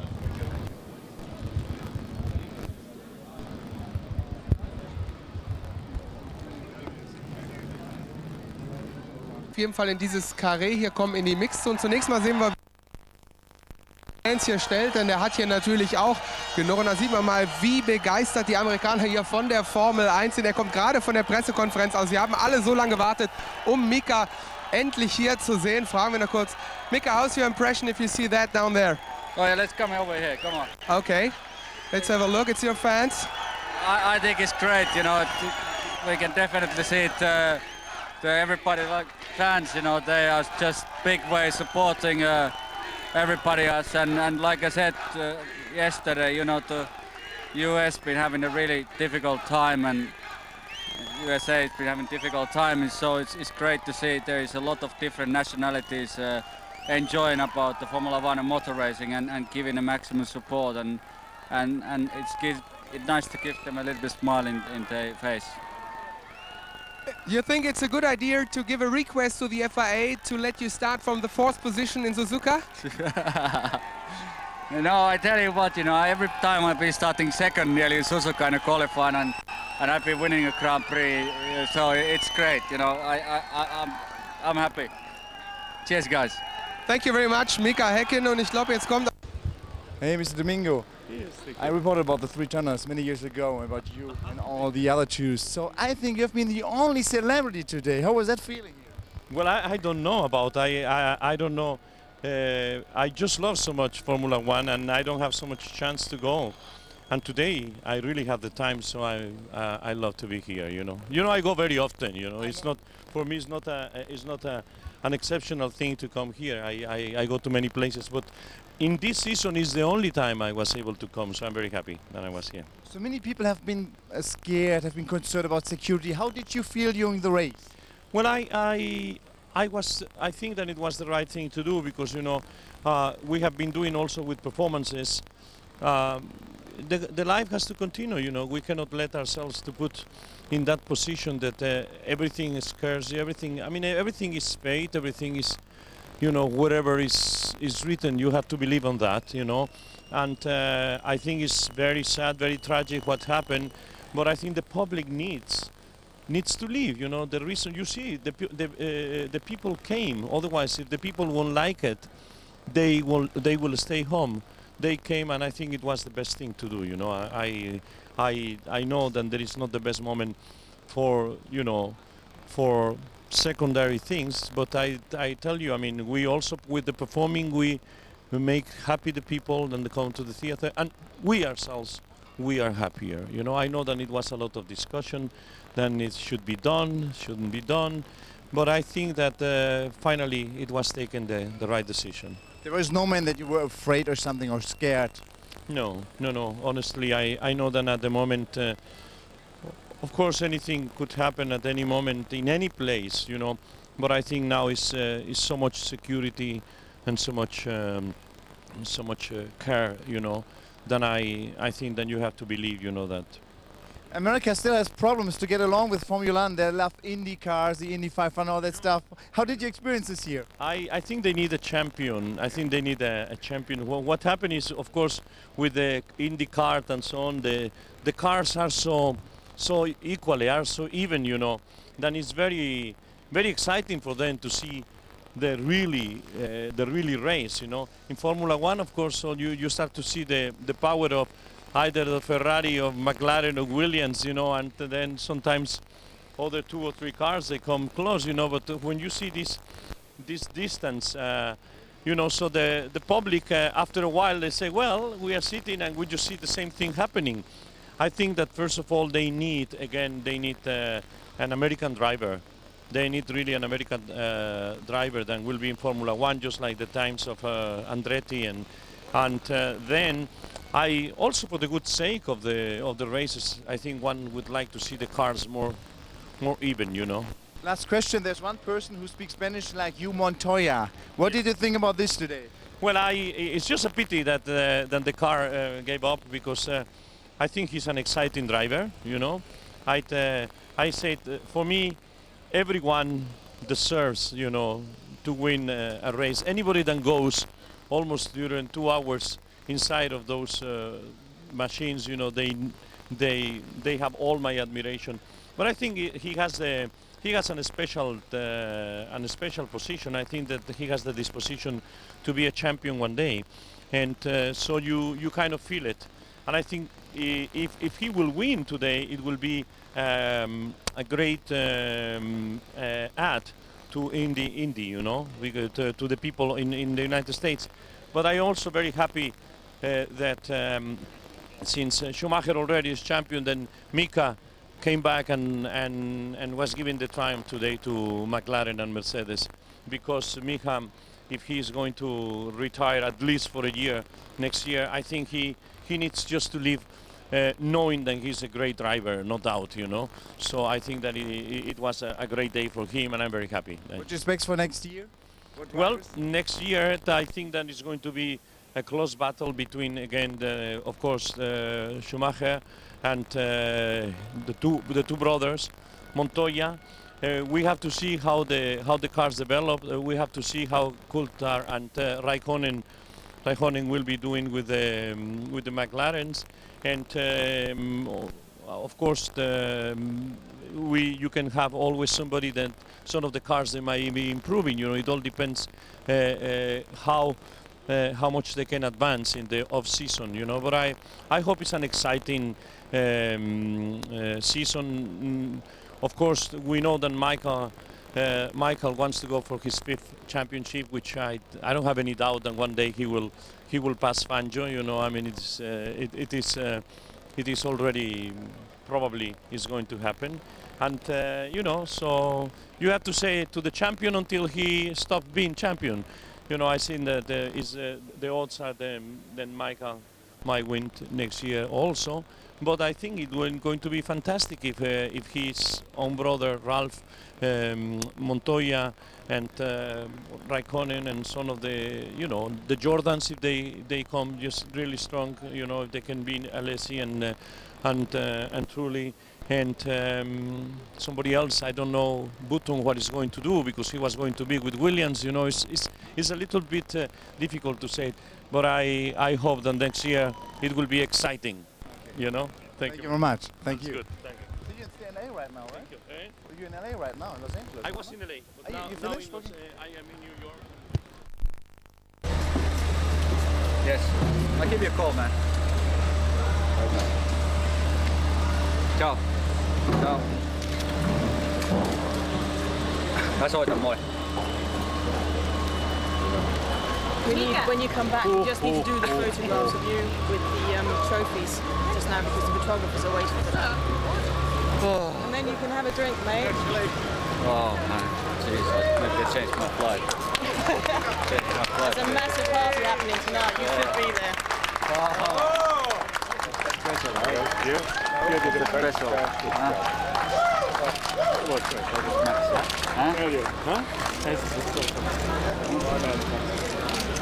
Come on here, let's go with this. Okay. What? Hey! Oh! Joe. Well done, Joe. It's his race, huh? Brilliant, Nika. Oh, fantastic. Be careful, Joe. Fantastic. You know, you're going to be biased. You know, we need one more, yeah? At least one more. And next season. Around. Nika. Go, turn around. Go. Oh, that's your accent. Hey. Oh. Hey, Placido. Thanks, Joe. All right. Come on. All right. Come down. Shake hands with Placido Dominguez. All right. Oh, man, this is it. This is it. See, there's somebody up there. Placido. Where is he? Yeah, it's coming. Placido. Judah, please. We have a song. All right. Oh, Mika, congratulations. Oh, up. Did you enjoy it? Oh, very much so. Very much so. I think nobody enjoyed more than you. My God. I did. Seba. You see it? Chances are coming. Okay. Everybody this way. Okay. Everybody this way, guys. Come on. Okay, let's okay. Congratulations. Congratulations. Okay.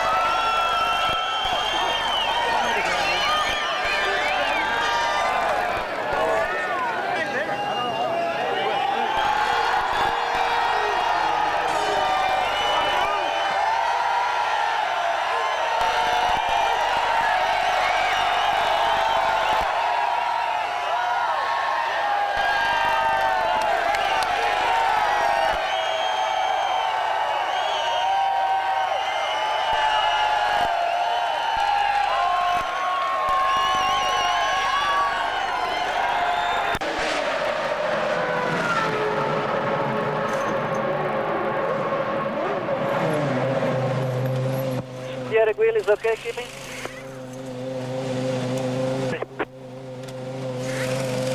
We also put in a bit of fuel so you can do it longer than only 20 minutes. Go, go, go.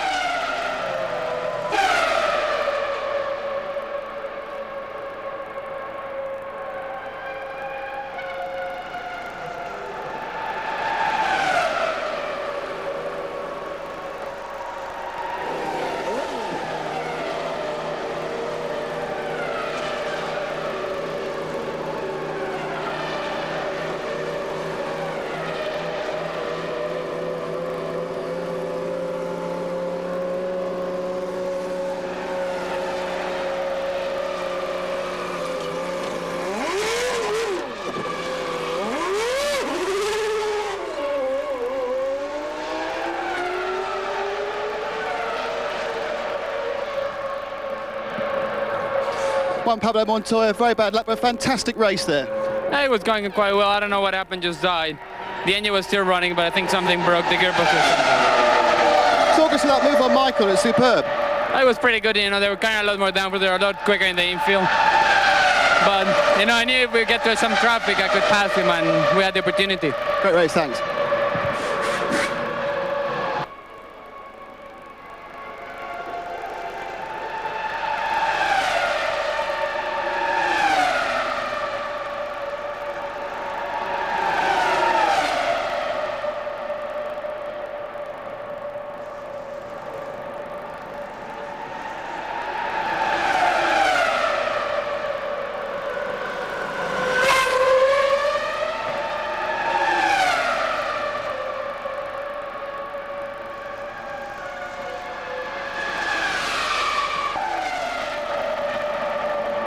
coming in. The engine is gone.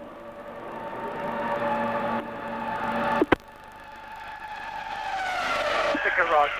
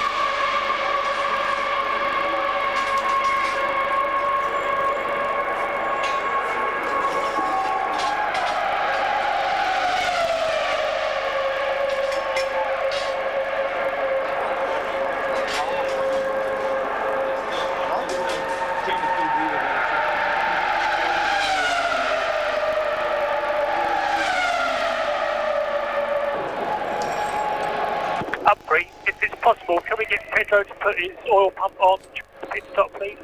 Pedro's oil pump on during the pit stop. I would prefer to do it afterwards. 40 seconds. 40 seconds. Okay, let's do it afterwards then.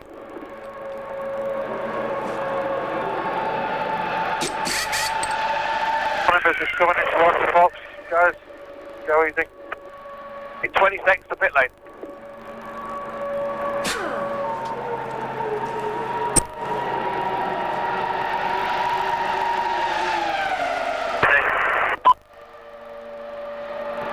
Easy in the box, easy in the box. Okay guys, in pit lane. In pit lane.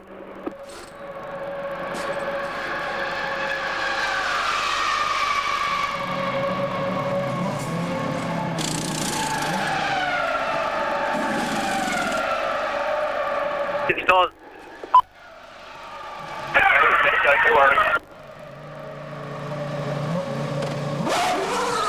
Okay, Dazza. This time round, Eddie will be in. This time round, Eddie will be in. You got 1.5 laps.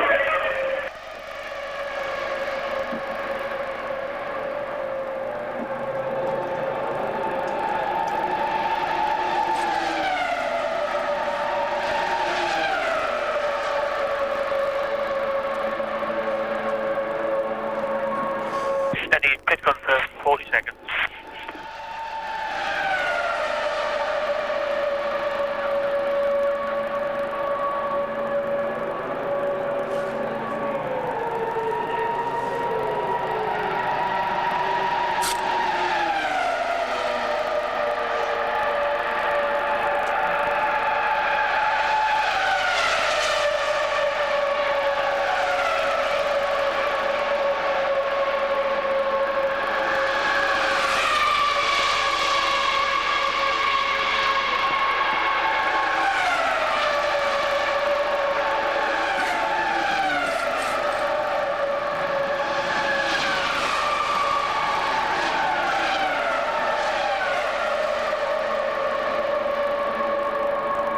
Seconds to pit lane, 20 seconds to pit lane.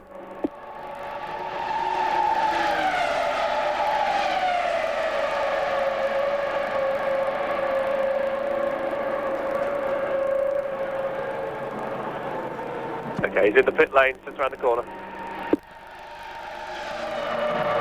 There guys, here he is. Launch.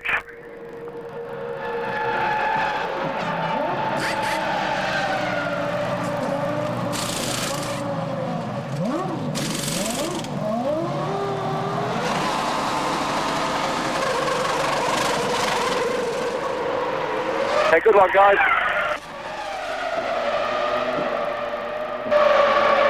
Alex Young, second Grand Prix, stopped a bit early. What happened? We had either it was a hydraulic failure or a gearbox failure. It just wasn't selecting a gear. It kept jumping out of gears. So tried to go around, but eventually just stopped in the end. You happy with the performance? You seem to be up to pace this time. Yeah, you know, it's nice to do the whole weekend and actually get a lot of laps in instead of not sitting out sessions. So yeah, I just hope to progressively improve every time I go out, and then we'll see how it goes. That's Alex, see you in Japan. Thanks.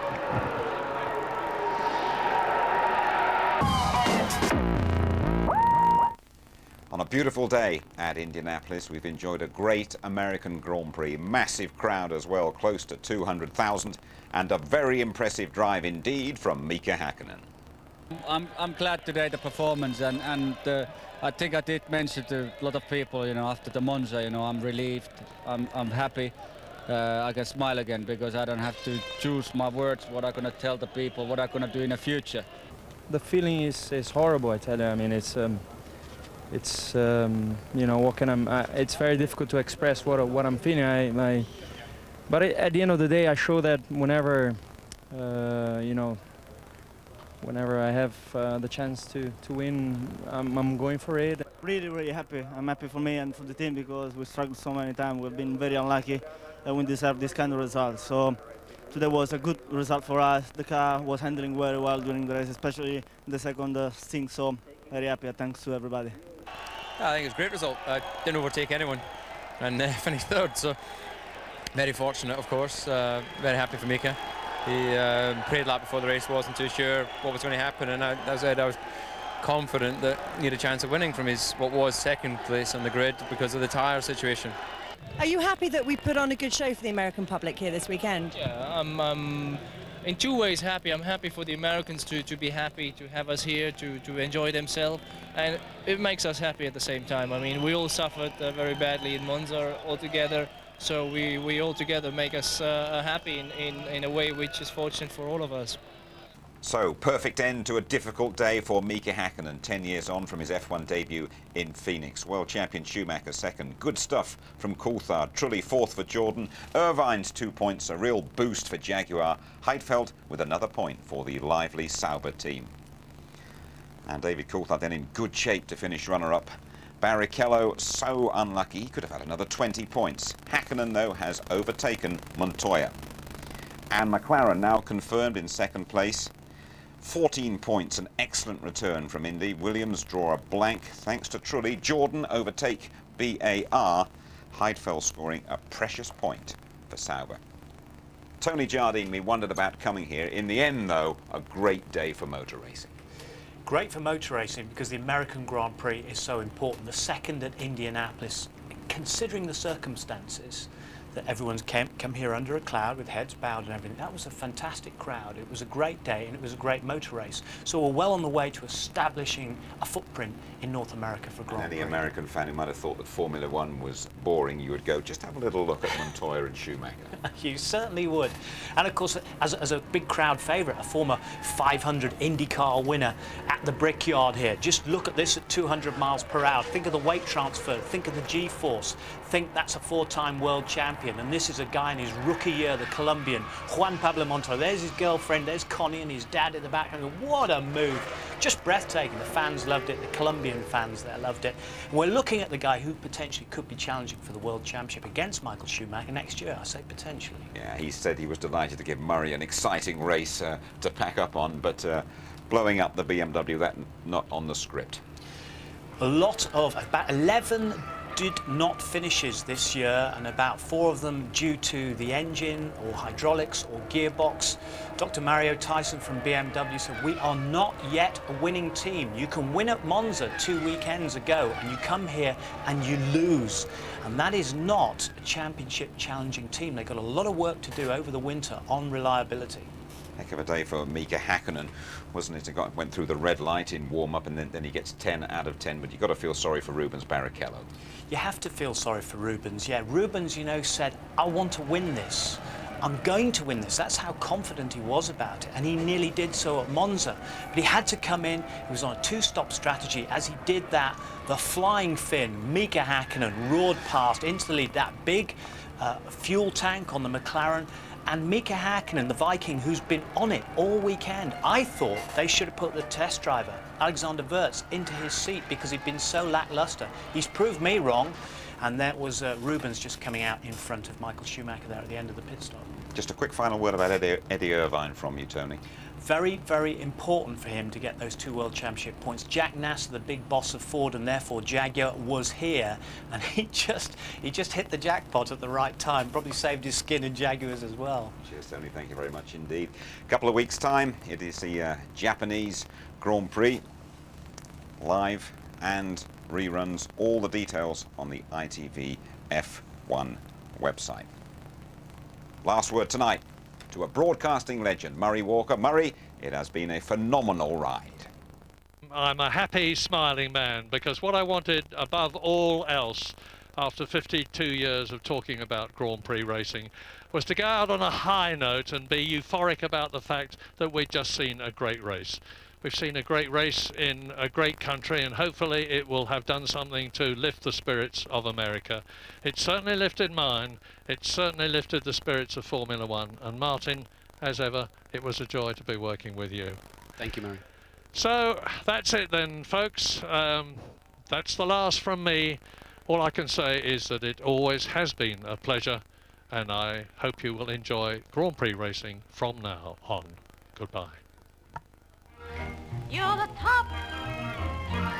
You're a new invention. You're the top. Well, hello and welcome to the Frozen South. Dimension. You're the green and gold and the mauve of the old school tie.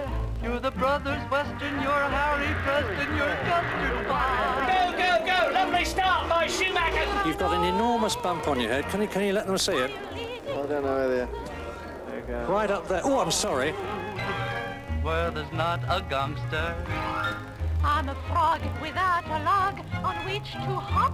Oh, baby, I'm on your top. Wow, wow, wow, wow. Formula One on ITV in association with Texaco.